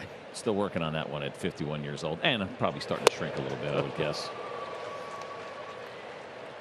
When it was you, French, and I the other day, and 3 of us, and not only am I not tall, I'm only 165 pounds soaking. One of my buddies saw the on camera. He goes, "So, are those guys really big, or are you still really that small?" I was like, maybe both. Orlando Arcia, strong throw, 2 away. A good start here for Dylan Lee, and you'd love to see him finish it off after the Braves go out and score 3 in the bottom of the inning. And talk about this phrase a lot, but there's a lot of legitimacy to it. And that's the shutdown inning. Get this Braves offense right back in the dugout quickly and get their pitcher back on the mound quickly. Well, between Winans and Lee, 9 straight ground ball outs. The last 9 outs have been ground ball outs. Winans retired the last 4 before he exited, and now Dylan Lee has retired the first 2 here to start the 6th.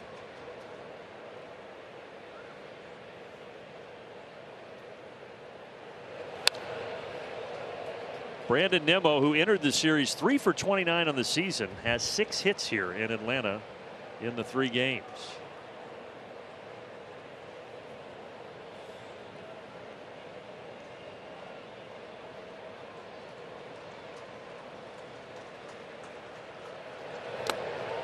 He's from Wyoming. You don't hear of many major leaguers from Wyoming, and Wyoming, at least when he was playing, didn't offer high school baseball, so he played American Legion.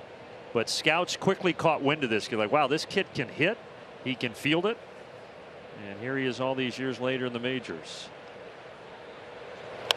That's a beautiful thing about our game, right? I mean, you get a kid from Wyoming who did not play high school baseball because it didn't exist. You got to find other ways to do it. I believe, did he play golf? Is that right? I think yes. He's a big time golfer. Kind of throwing out that whole idea that golfing messes up your baseball swing. It's worked out pretty well for Brandon Nimmo. One of my favorite parts of playing, though, is all the backstories from all around the world. So many different guys that love the game, and you all meet up in the same place. 1-2. High, 2 balls and 2 strikes. And after the scouts got wind of Nimmo, he would be drafted 13th overall back in 2011.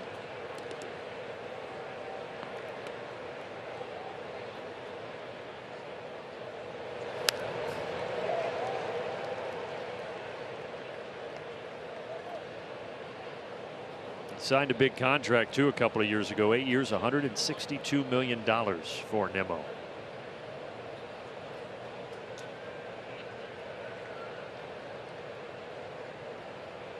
Two down, 2-2 pitch.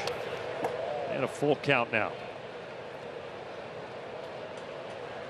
I like that pitch from Dylan Lee. When you get left-handed hitters that can spray the entire field, that can hang in there against lefties, the left-on-left changeup, we talked about it the other day when we saw Chris Sale throw, I think, 1 in that game. And something he doesn't do very often. You get a chance to kind of surprise a really good hitter. And one just missed. Matt Olson fields this. That was the slider from Lee, and he has a 1-2-3, top of the 6th. Last inning. See if they can have an encore here in the bottom of the 6th as Matt Olson digs in. It is still Quintana on the mound for the New York Mets. This is his 86th pitch of the ball game. 1-0.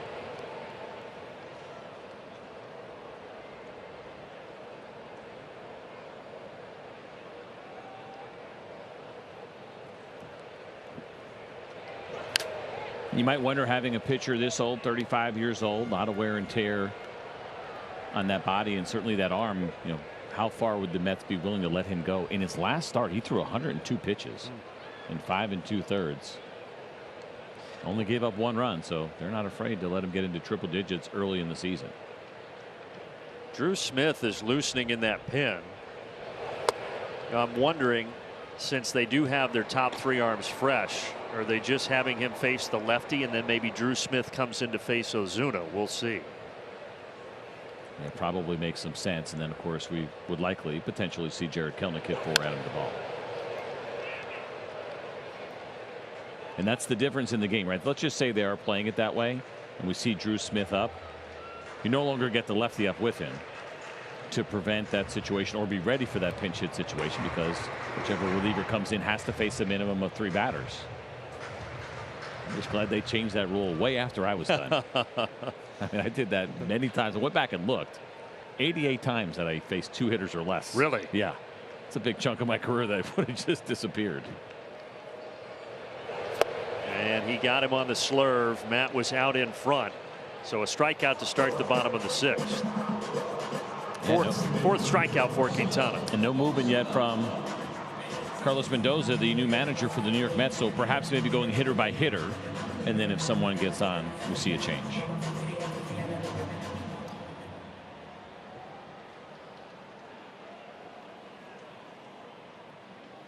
Marcell Ozuna, big swing, 0-1. Numbers on the homestand, Xfinity Game Changer. Marcell having a really good homestand, 8 driven in, over a 400 batting average. Left field, but going foul. That's the 3rd time the Braves have hit a homer foul this game. Slightly ahead, and that was on the curveball, and essentially after seeing 3 straight breaking pitches. I know the first one kind of showed up as a slurve there, but for Marcell Ozuna, was that this? Oh, that was the second pitch. I'm sorry. That's all right. You get 2 mistakes a game. I used them up. You're up. Dang it. 0-2. Pressure is on. As we talked about, though, Marcell Ozuna's had a lot of success against Quintana in his career. 10 for 22 coming into today with 7 runs driven in. And just missed a homer.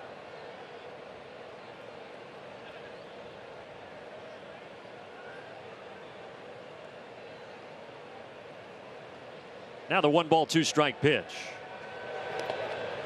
Marcell able to keep the bat back.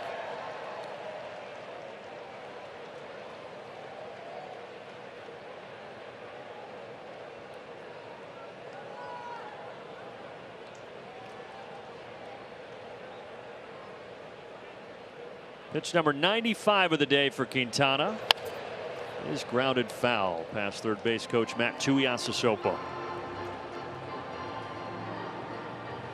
Look alive over there, Tui.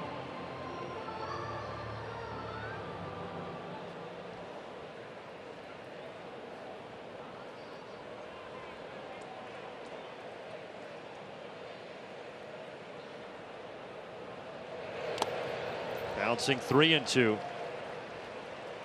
I always find it interesting when guys can spit sunflower seeds while they're waiting for a pitch, and Marcell Ozuna does it as well as anybody. I'm amazed with that as well. Whether we see guys playing defense as the ball's coming to them, it's already in play. You're splitting those seeds and spitting out the shells while eating what's inside. Foul tip. He'll see another pitch. You see Marcell shaking his head. So I'm not sure if that's at himself and feeling like that's a pitch he should handle. It was actually a pretty good pitch on the corner, and fouls it off to keep the at bat alive. If he's just trying to mess with Quintana a little bit. When you get reactions from hitters, if you're not careful, it'll make you think a little bit as a pitcher. 8th pitch of the at bat. And this one is foul. There will be a 9th pitch in this at bat. He's been ahead of those fastballs that have been in, and I'll give Quintana some credit. The fact that he's willing to throw that pitch inside to righties. That was at 90. We saw some 88s this inning. But he uses all those off-speed pitches, all those breaking pitches that we've seen to try to make that fastball look harder.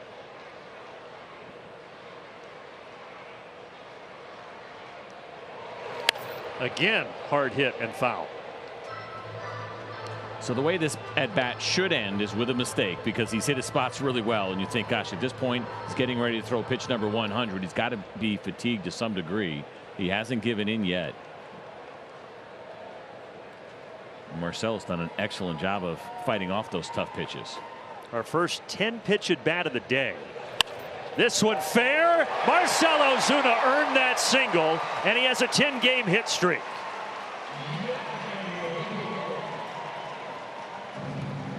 And it was a mislocation after all of that. 89 miles an hour right down the middle. He'd love to have gotten some lift on that as he hit at 96 off the bat, but he'll take the base hit. But right now the Braves need base runners. And that 100th pitch is going to be Jose Quintana's last of the afternoon as the Mets go into the bullpen here in the 6th.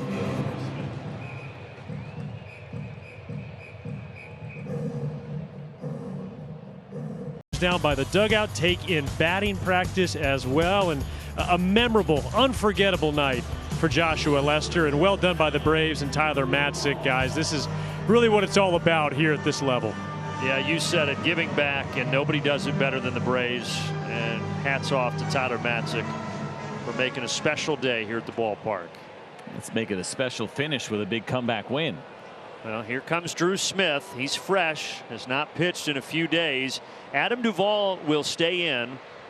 We speculated maybe Jared Kelenic would pinch hit here for Duvall, but that's not the case. Well, so far this year, Drew Smith has been much better against lefties than he has righties, so that might be part of it. Right-handers are hitting 286 against them. The lefties just 167. So likely that may be part of this case, or there's a spot in the lineup that they'll wait maybe later, knowing that we still got plenty to go here, and perhaps they use the Jared Kelenic card later in this game. See at the bottom there, last year Drew Smith struggled against Atlanta. Last 7 times he faced the Braves, a 7.50 ERA.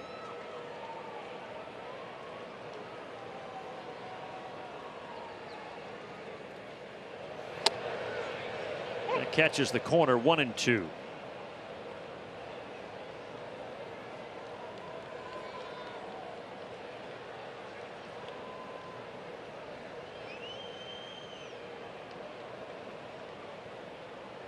Drew Smith, 30 years old, with the Mets his entire career since debuting in 2018.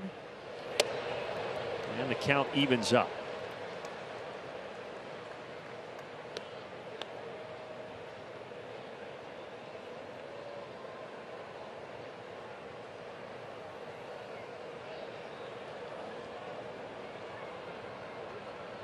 Duvall is grounded out and singled. And he fouls a 2-2 back to the netting. Mets got all 7 of their runs in the first 3 frames. And then the Braves would get 3 in the bottom of the 5th, and that's where we are right now.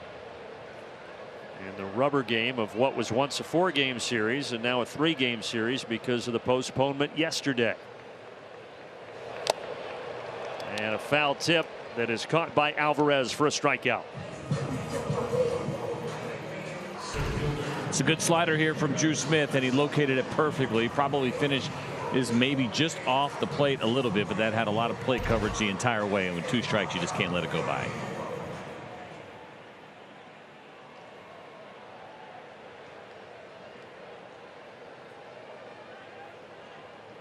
Michael Harris 0 for 2 today. And he might be 0 for 3 in a moment. Nimmo back into his right to take it. Ozuna stranded at first, and we march on to the 7th inning.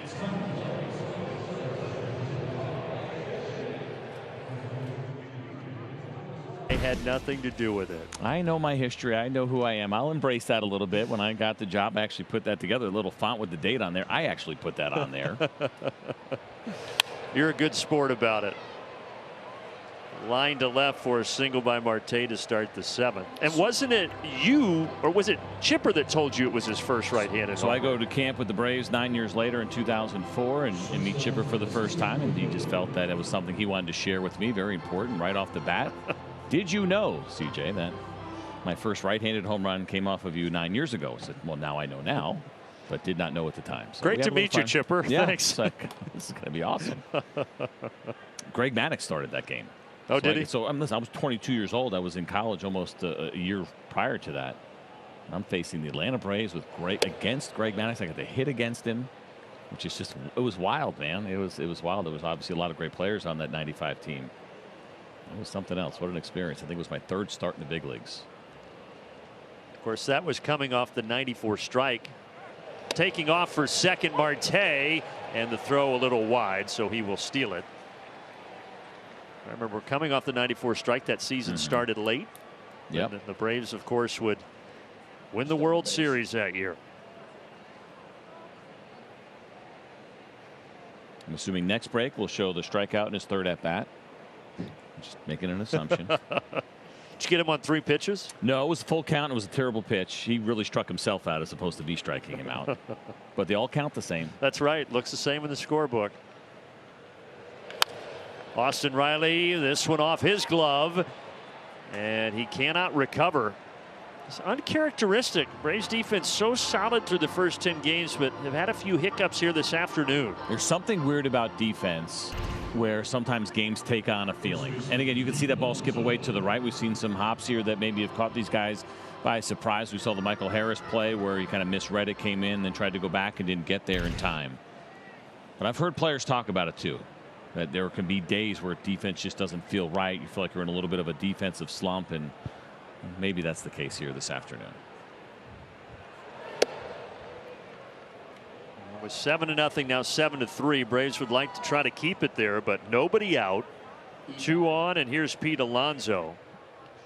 That was an error on Austin Riley, so 2 errors today by the Braves. The other one was by Orlando Arcia.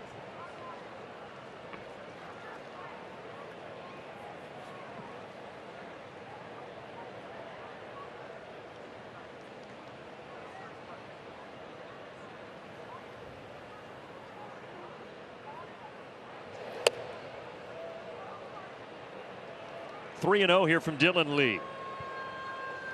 And not an automatic take, certainly not with Pete Alonso and the great power he has. If he sees something in the middle of the plate that he likes, he might let it fly.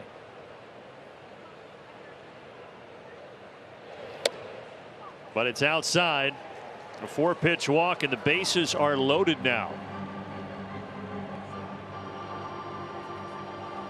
Bullpen right now is empty, so at least for the moment it's Dylan Lee or bust. And so now it becomes about controlling the damage, right? Bases loaded, nobody out. It's a really difficult thing to be able to get out of this with no runs. But what you don't want to happen is this turn into a huge inning.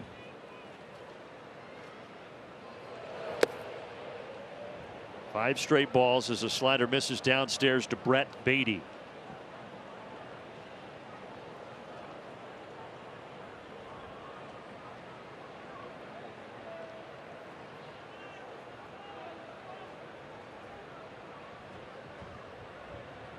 That's more of an umpire warning there, and this is where the pitch clock becomes a little bit of an issue when things start going fast and there are big moments as a pitcher. Struggling here a little bit, kind of getting in your own mind and the things that you're thinking about. You forget, oh yeah, I have to do this at the 8-second mark. Can't do it before then when he's making eye contact with the hitter. Now everybody's ready to rock and roll. There's a strike, 1-1.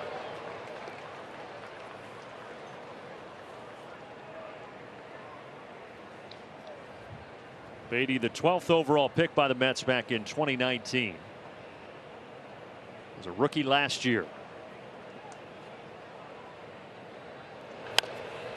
Bounces it foul, 1-2.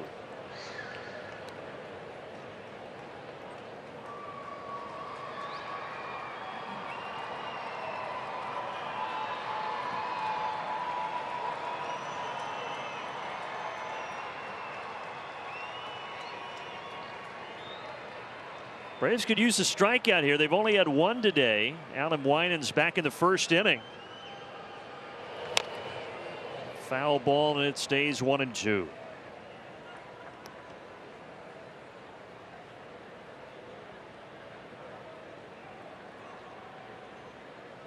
Adam Winans went 5, gave up the 7 runs. Dylan Lee pitched a 1-2-3 6th inning, but now the first 3 batters have all reached here in the 7th.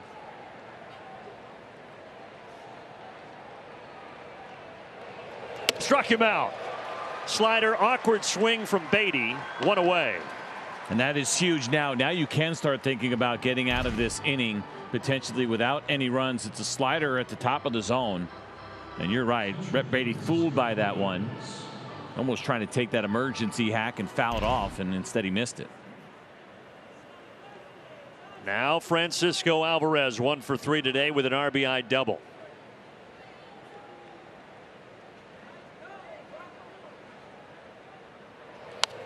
Lines this foul into the second deck.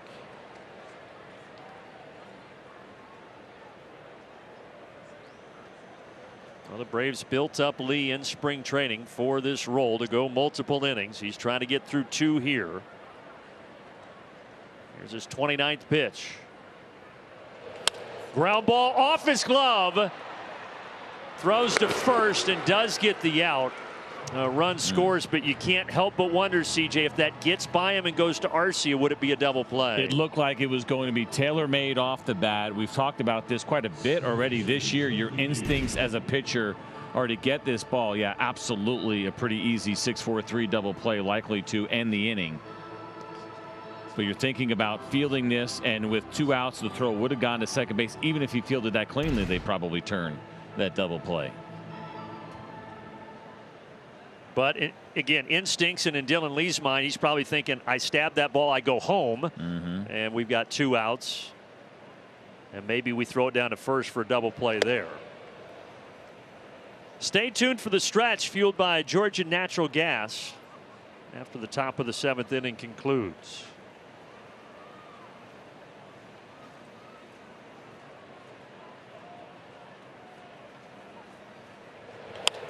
Right center field. This is going to be trouble. It's going to score both. And the Mets are back on top by 7.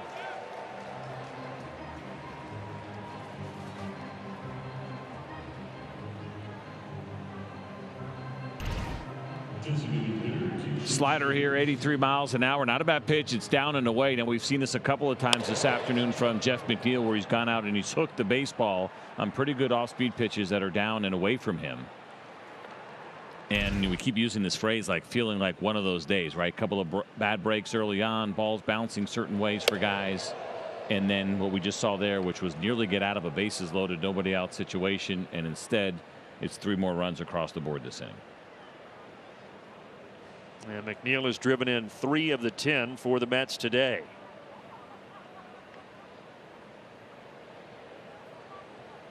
This guy had a 2-run homer back in the 3rd inning, DJ Stewart.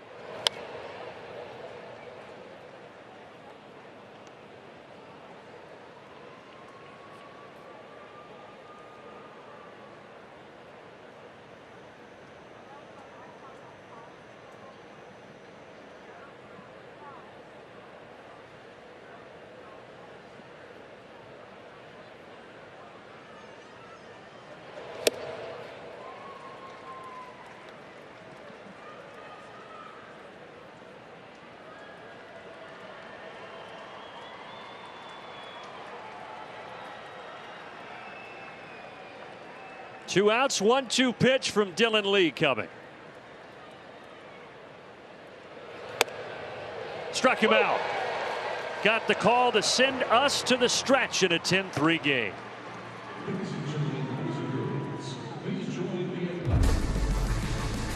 Throwing the crackerjack there. I think it picked up, quite honestly, right as we were doing it, which is also why I think I went 0 for again on the completion percentage. I think I did too. This was a rough one. The big thing for me is I got a little nervous. I threw one, and I want to make sure a guy did not drop his child. Nice finish, BG. What? Look at your disgruntled look. Yeah, this is serious business here. When you feel like you make a good pass, guy comes up empty. However, he didn't drop his child, so that was the victory of the day. That is a win. Last thing we want is a visit from Child Protective Services. Ooh, that foul ball came into crackerjack land. Nice catch from a fella a couple rows beneath us.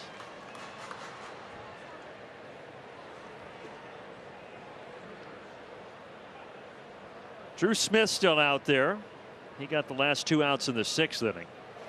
And now he's got a 1-2 count here on Orlando Arcia to start the bottom of the 7th.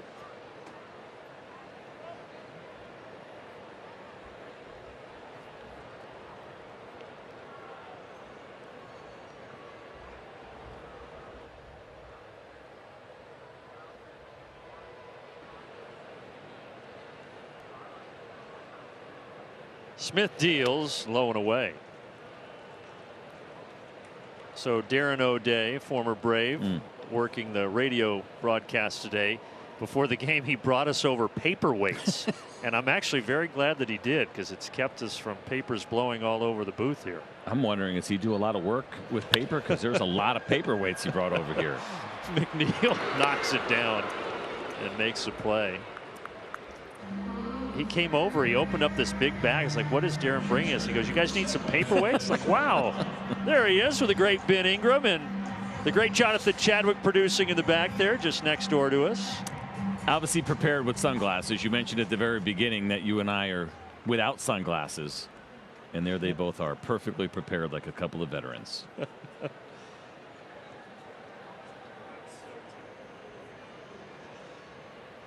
Chadwick Trop now.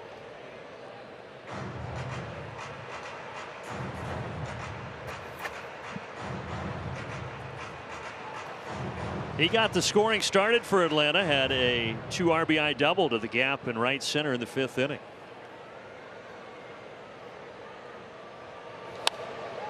This one's back our way. And that landed just down below us. I'll tell you what, we've had 3 pretty close here today. Maybe today is the day. Thinking about the wind, is it getting a little bit of help? It might be.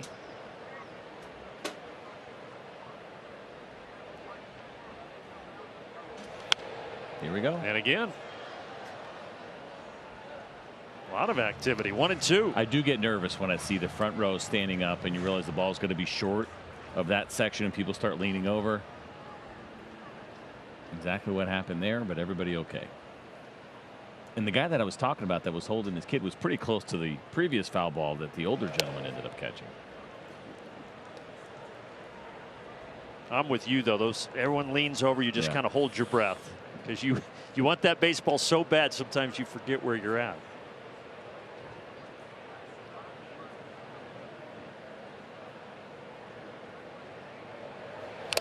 Now foul tip into the mitt for a strikeout. So Drew Smith has come on and retired all 4 Braves that he has faced. Impact player today presented by Georgia Natural Gas. It is Ronald Acuna Jr. Last 15 games against the New York Mets, 16 runs, 9 steals, including 3 on Tuesday. And that call that we felt like went against him in the 5th inning was pretty big, with a runner in scoring position at the time and a real opportunity for the Braves to add. You're not going to point to one part of today's game that made the difference when you have a game that's 10-3. Obviously a couple things went wrong so far this afternoon, but that one felt pretty big. Let's see if Ronald can get his first hit of the ball game here.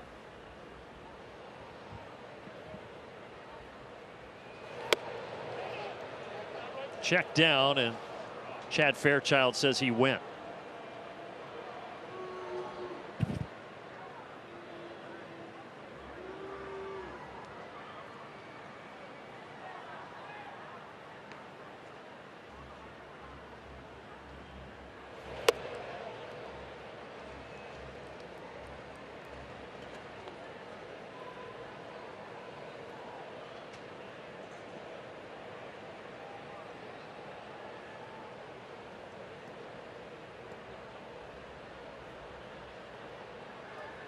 1-2 and fouled back.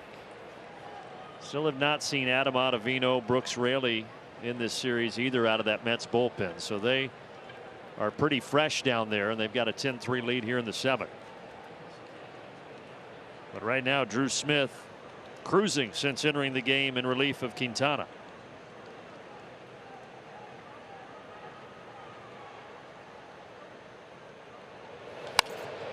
Ronald sends it in the air to right center. Wind kind of blowing in from there. You can see how far then Bader adjusted to make the catch.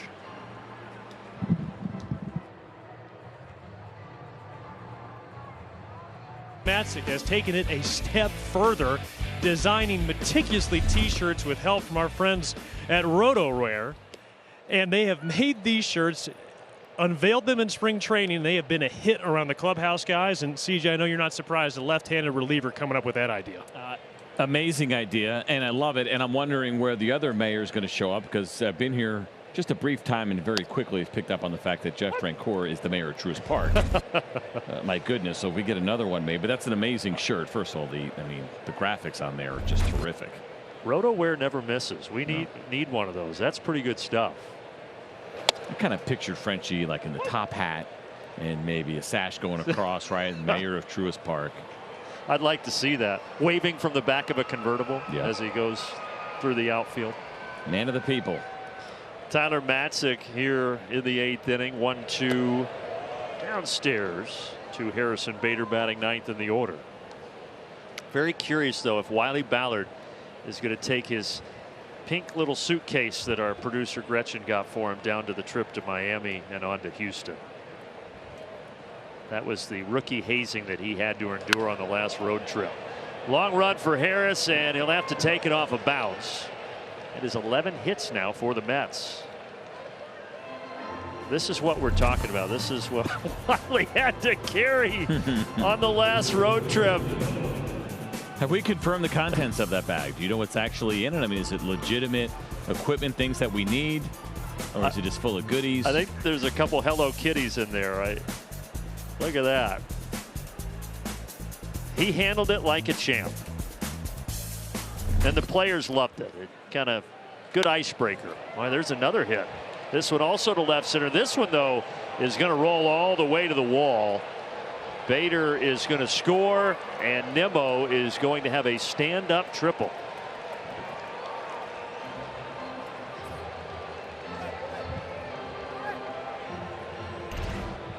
Pretty good piece of hitting here, left on left. Look at that pitch. It's 94. It's down and away. Nimmo goes down and gets it, barrels it up and into the opposite field gap at 108 miles an hour. Nobody home anywhere near that baseball as he split both Duvall and Harris.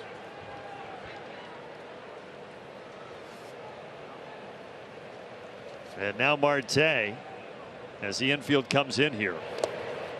But the infield's going to go back to normal depth because that one gets by Trump. Wild pitch. And Nimmo cruises home.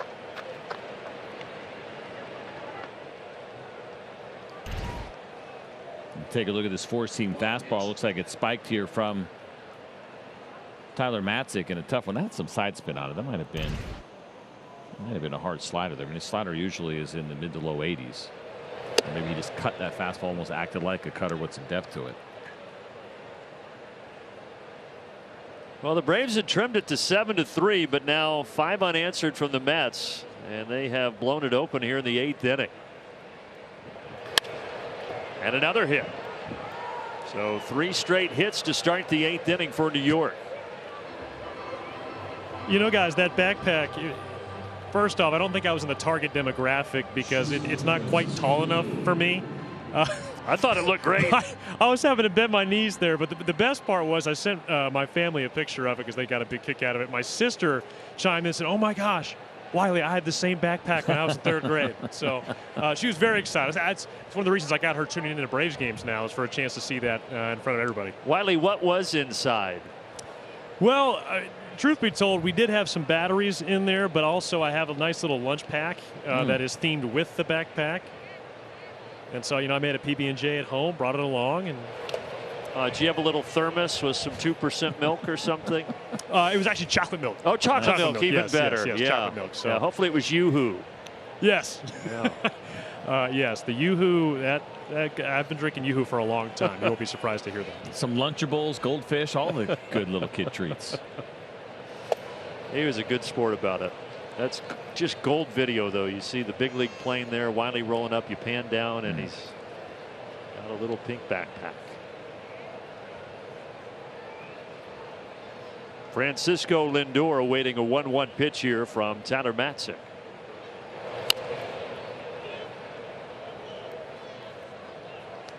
When you got to the bigs, was there anything like that you had to do? Oh, yeah. First time? The dress up stuff now everybody participates in, right? That's kind of changed a little bit. But no, back then, and I got it twice because I had like a half a year in. I passed my rookie status, but they still got me again the next year. Went sky blue polyester suit through customs in Toronto. That was fun. Arcia flips it to Ozzie on a first, but Lindor with good speed beats it.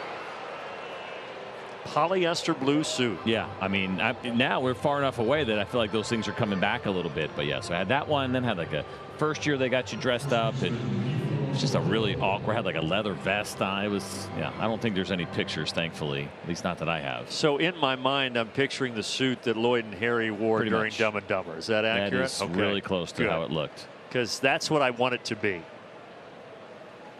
Time-honored tradition in baseball, and then it's always fun when you get on the other side of it, and teams and players have gotten really creative, but now you see kind of everybody almost participating, not the single guys out maybe as much. But we went 1 year where we dressed up rookies as the Super Friends, and stopped the bus 6-7 blocks away from the hotel, have them walk the rest of the way in big cities like Boston and New York where there's lots of people around.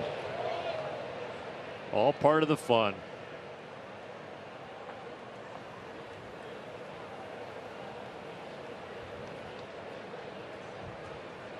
Pete Alonso, a couple of hits today.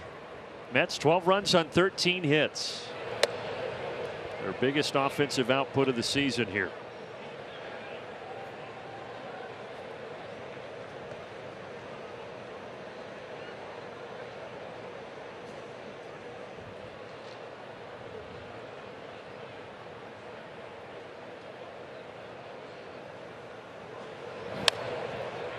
So after this, the Braves will head to the airport. Our good friends at Delta will carry the crew down to Miami. And 3 games starting with a Friday night game tomorrow. Then it'll be a Saturday late afternoon start. And then an early afternoon start on Sunday before the team heads to Houston for 3.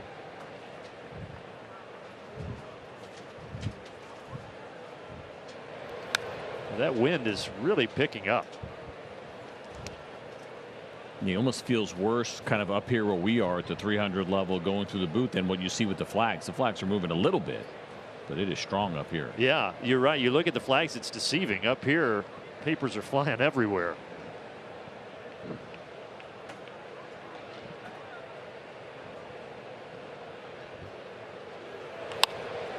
Two-two. This might find the gap in left center.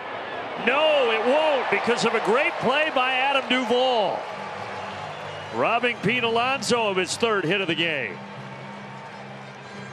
And perhaps something we don't talk about enough with Adam Duvall, and that is the great defense, and he can do it in multiple positions. He's got some gold in his career, and there he goes, nearly full extension. I got to tell you off the bat, I didn't think anybody had a shot at this one. That's a very nice play from Adam Duvall, and the effort appreciated by Tyler Matzik.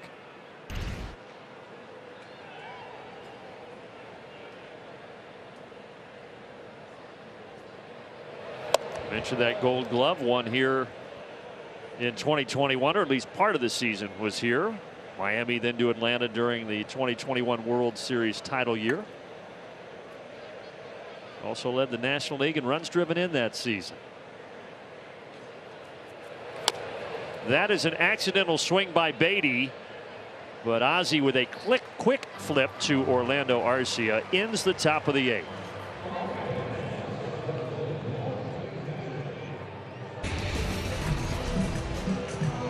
But still some business here as we go to the bottom of the 8th. And the major league debut of the lefty Tyler J. He's called up yesterday from AAA Syracuse. It's a good story here for a kid who was a high first-round pick back in 2015. He's been through it a little bit, originally by the Minnesota Twins. Spent some time with the Reds. Independent ball in each of the last 2 seasons. That's why you never give up. You have the passion to play. He's got a little Chris Sale look to him, by the way, here, at least as far as the body type. Not quite as tall. A lanky lefty. Yeah, most of the last 2 years were the Joliet Slammers in Illinois in the Frontier League. He's from Illinois. You mentioned 6th overall pick in 2015 after a career there in Champaign at the University of Illinois. But now, just 1 week before turning 30, he makes his major league debut. And he passes his first test. He gets Ozzie Albies to ground out.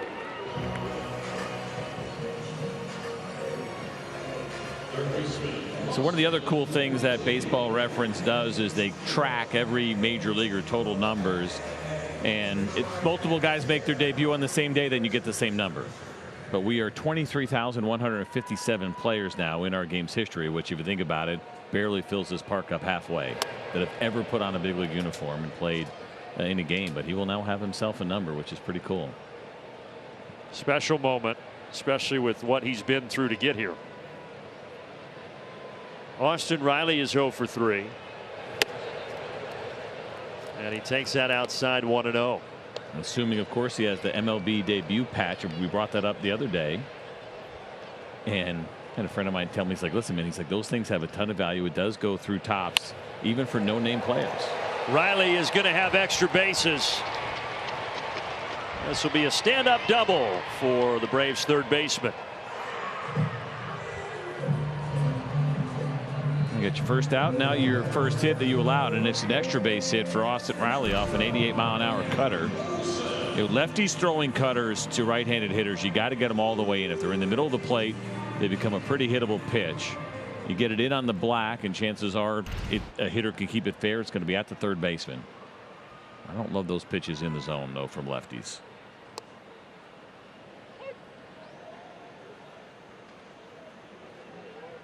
Lefty-lefty matchup here with Olson, who had the triple back in the 4th. That's sandwiched in between 2 strikeouts today for Matt. So I don't track this kind of stuff. I'm sure somebody does, but I'd be very curious. Now we saw Jackson Holliday make his debut last night for the Baltimore Orioles. He had an MLB debut patch. I wonder what the value on that thing is. So the one you can barely see it there under the Mets patch for Jay. Austin Riley will stay at second. 2 outs. Do you still have yours? No, this is only like 2 years. They've only been doing this for like 2 or 3 years. I thought you said you had one. Okay. No. This is new. This was something that, in a partnership with Topps, that Major League Baseball did. It could be 3 years. I'm not exactly sure, but relatively new to our game. I don't even have my jersey from my. I was going to say there's got to be something you have from. I have my hats. I kept pretty much all of my hats. I'm missing one. But it is kind of, yeah, I wish I had more. I got sent down and then traded, and so I never had a chance to grab my jersey. By the way, reprimanded by my wife for saying no name. You know what I meant. I just mean Jackson Holliday is a huge prospect, and it's not a knock on this kid at all. It's right. We love this moment for him. Yeah, well, it was a big hype yesterday with Jackson Holliday. At just 20 years of age. Second youngest active player in Major League Baseball. Getting corrected in real time by my own family. You got to tell Megan, hey, save the text for post game. Some of the greatest advice, though, she did ever give me when I got into this business, and it was a great point as a former baseball wife. She said, remember, when you go on the road, that's when the wives are listening. And that's when they're going to get the most upset, which obviously happened to her many times over the course of my career, not loving even what the home broadcasters were saying about some struggles along the way. So she knows what she's talking about.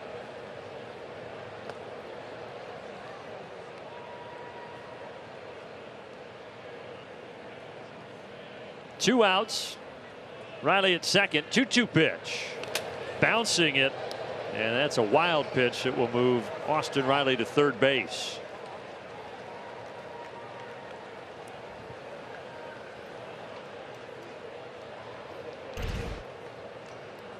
This is that cutter, 89 miles an hour. And from that position, first of all, it's a really difficult pitch to block anyway.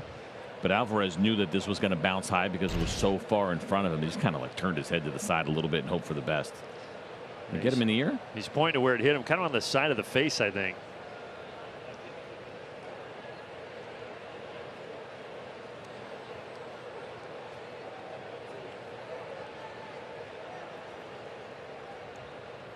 Now he's back down and ready for the payoff pitch. They'll check down. Marcell Ozuna did not go, and it's a walk. 2 on, 2 out. Well, even in a bad day for the Braves, Marcell Ozuna still having good at bats. 2 walks and a single and 4 trips to the plate. We talked about him in our open and how locked in he has been this year, and it's a great point because you don't want to give away at bats, even in a game like this when you're playing. Listen, for everybody, but when you're playing as well as he is right now, he's done a good job not chasing, not giving at bats away. And so you take the quality of your at bats into your next series, assuming, of course, that the Braves don't come back and win this one.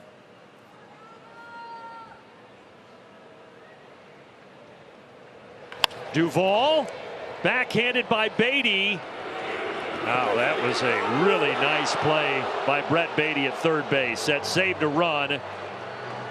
And it sends us to the 9th inning, assuming that Brian Snitker does not want to review this. Yeah, go ahead. He does. Okay. And even listen, obviously you want to get information from your clubhouse and see if it's worth taking a look at. And it's really close. The ball looked to be in the cylinder, but not to the glove. It's got to get to the back of the glove here. Yeah, he beats it. He does. It was a really nice play, and Beatty knew he had to get rid of it quickly.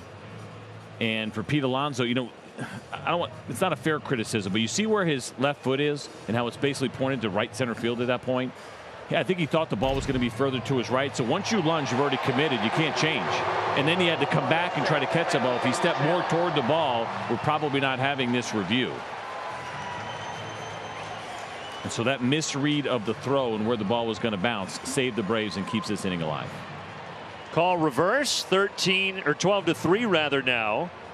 So give Duvall an RBI single. 12-4, 12-4. Math can be hard sometimes, but 3 + 1 is 4.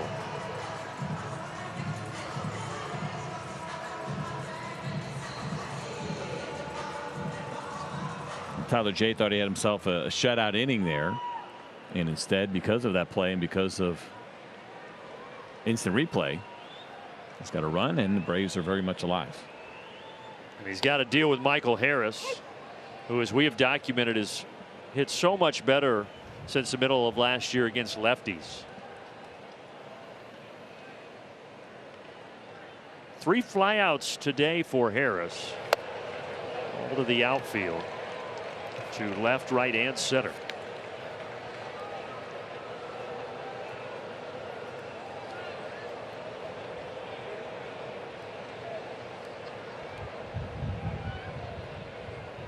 Oh, 2 puts it in play to Alonso, and Jay covers, and safe is Michael Harris. He beat it out. Couple of bang plays back to back, and they are loaded. I'm not sure if Jay hesitated or if he was just slow to get over. You're dealing with the great speed of Michael Harris, and once again, give a Brave credit for not throwing in the towel. Yeah, he pretty much went right away, just slow getting there, and most guys are when they're trying to get a foot race with Michael Harris. You kind of break it down to make sure you catch that ball cleanly, but you're going to see that left foot get in there just before the right foot of Jay does.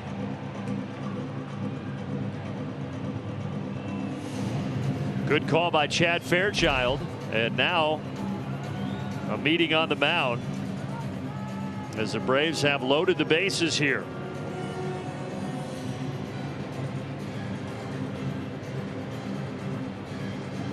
A quick message from our good friends at Delta. On behalf of our Atlanta-based crew, go Braves! Delta, official airline of the Atlanta Braves. Well, Orlando Arcia coming up here. Who knows? Maybe things are going to get interesting here in the bottom of the 8th. They always do, don't they, at this point in the game? Got some action down in the New York Mets bullpen.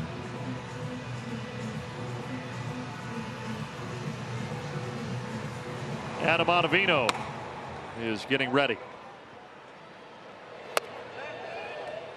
Did not go, says Chad Fairchild. 1 ball, no strikes.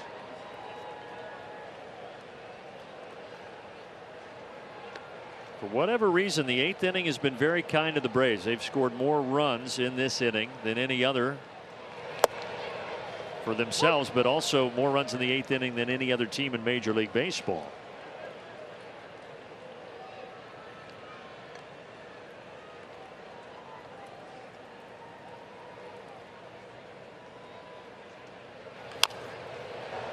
Foul ball on the swinging bunt.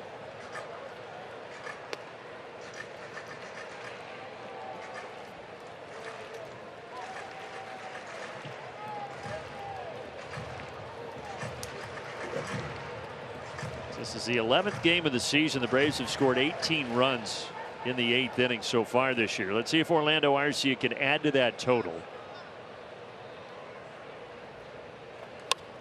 Softly to center. McNeil back, says he's got it, and he does. So they leave him loaded. The Braves only get 1, and we head to the 9th.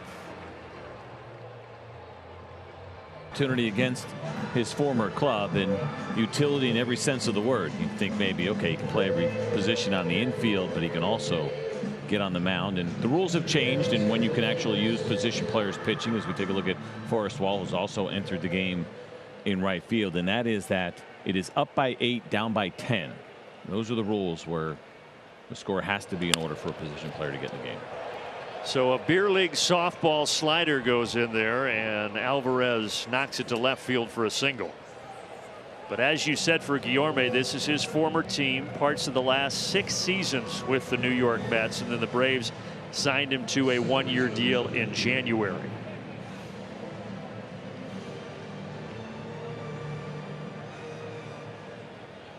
So last year the Braves saw Nicky Lopez do this twice. 2 1/3 innings for him as a position player. Prior to that, in 22, Mike Ford and Orlando was on the mound. I remember Nicky Lopez pitching in a game last year, part of a doubleheader against the Mets up there. The Braves won 21-2. And Nicky Lopez came in, actually pitched pretty well.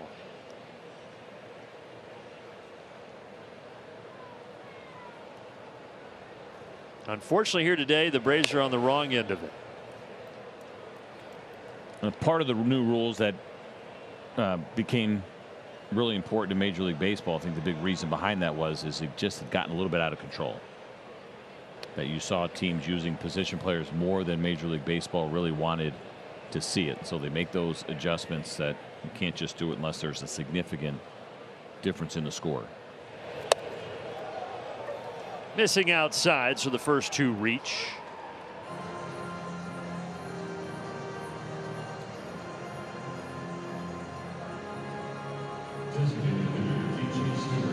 For Forrest Wall in right field, it is his season debut in the field. He did pinch run once this year, but first time stepping in. Of course, he debuted last year as a rookie. And Wall is going to get some action here. Off the bat is Stewart. He takes it on the edge of the track for the first out.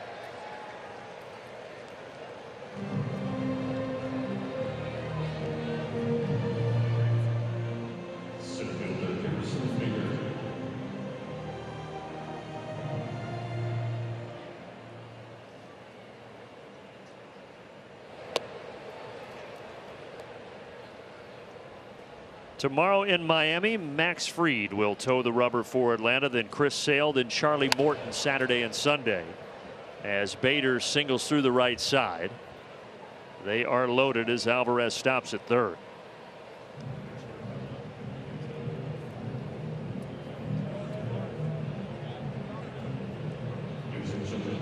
Tyrone Taylor is going to pinch hit here for New York. So in this situation, when you're Tyrone Taylor, you're facing a position player, A guy who doesn't play a ton necessarily for the Mets. It seems like, it's like, I mean, there's something to gain, but it feels like there's a lot more to lose than there is to gain in this spot. At least in the short term, when the season's over, no one's going to go back and say, hey, remember that hit in those RBIs? They were against a pitcher. Excuse me, a position player pitching. Yeah, in a 12-4 game. But they all count the same.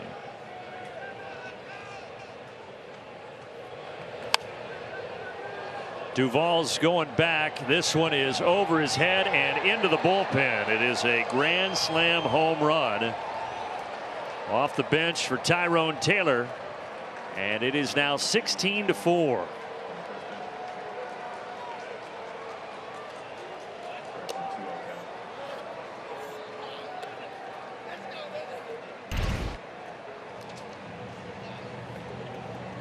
.56 miles an hour in the outer half there for Guillorme to Taylor. It's actually the third grand slam that he has hit in his career. He had 2 back in 2021.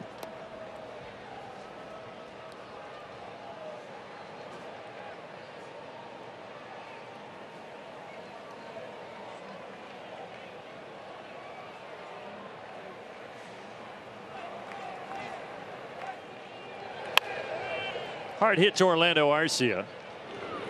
2 outs.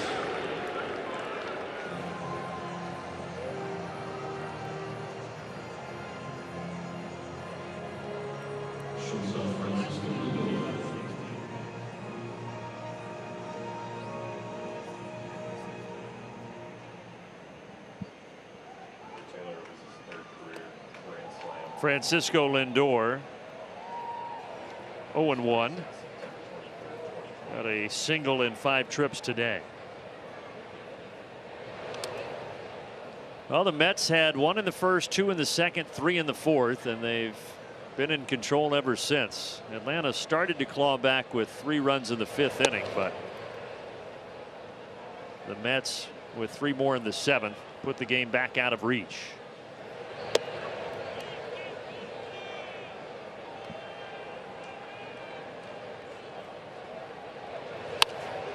Ozzie backing up, takes it from the outfield grass, and that will do it in the top of the 9th. Taylor with a grand slam, 16-4 as we go to the bottom of the 9th.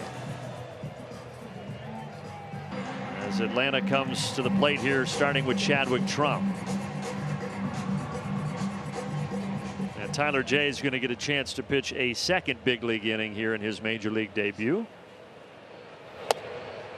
His first pitch is a strike. Last time the Braves gave up this many runs was September 17th down in Miami last year. That was after clinching in Philadelphia. And the Braves went down in Miami, won 16-2. And now 16-4 here today at Truist Park.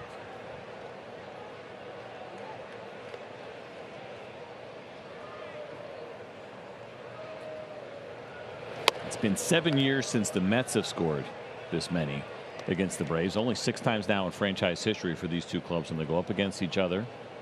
A game they lost back in 2017, 16-5. Actually, 16 or more. 20 is the record. Mets scored 20 against the Braves back in 1971. Ooh. Hot summer that year.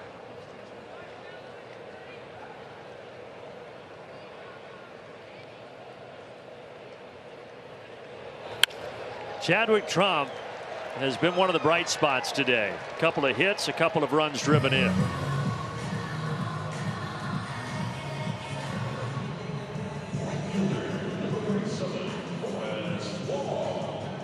So Forrest Wall will get his first at bat of the season now for the Atlanta Braves.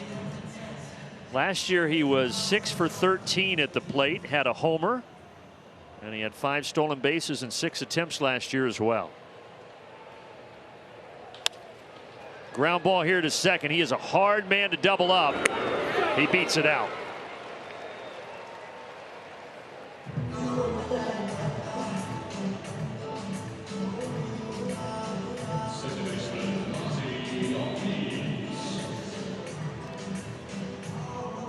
Now this is a series that the Braves have just absolutely dominated. They had won 17 of the previous 22 against the Mets coming into today, but It has not been the Bravos' afternoon.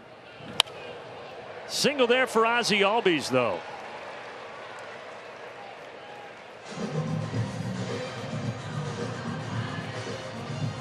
Stay tuned for the Braves postgame presented by Xfinity. That'll be coming up right after the bottom of the ninth here, as the guys look ahead to the Braves and the Fish down in Miami starting tomorrow.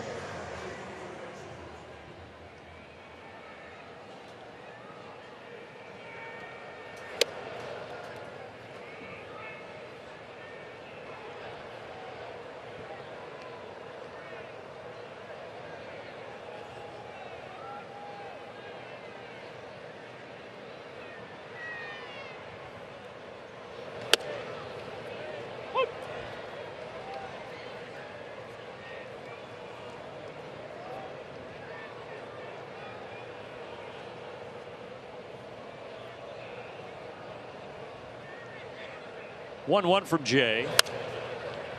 Weakly to the right side. Alonso will get the out at second. He'll throw to first, but Riley is safe easily. So 2 outs, and they are at the corners. On his debut here for Tyler Jay, he's been involved in quite a few plays defensively and having to cover the bag. Those are really tough. Not a lot of fun when you have to take a throw from a middle infielder as a pitcher. You're running as hard as you can. You're on your heels, and he wasn't even near the bag when he received the throw. I think he was just happy to catch it. And now he's got to deal with Matt Olson. Outside 1-0. Braves and Mets will next link up May 10th through the 12th in Queens at Citi Field. But the Mets don't come back here until the end of September. This might do it. The wind, though, is blowing this towards the seats, and it ultimately is 3 rows deep.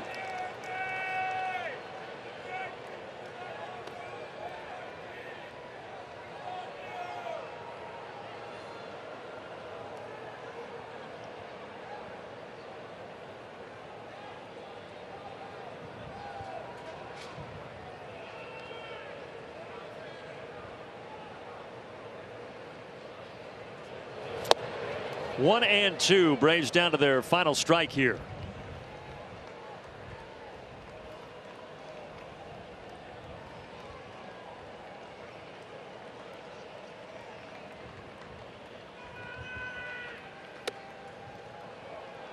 Even with the loss, the Braves will still be 7-4 and in first place in the NL East. The Mets will improve to 5-7. 2-2 with 2 men on and 2 out.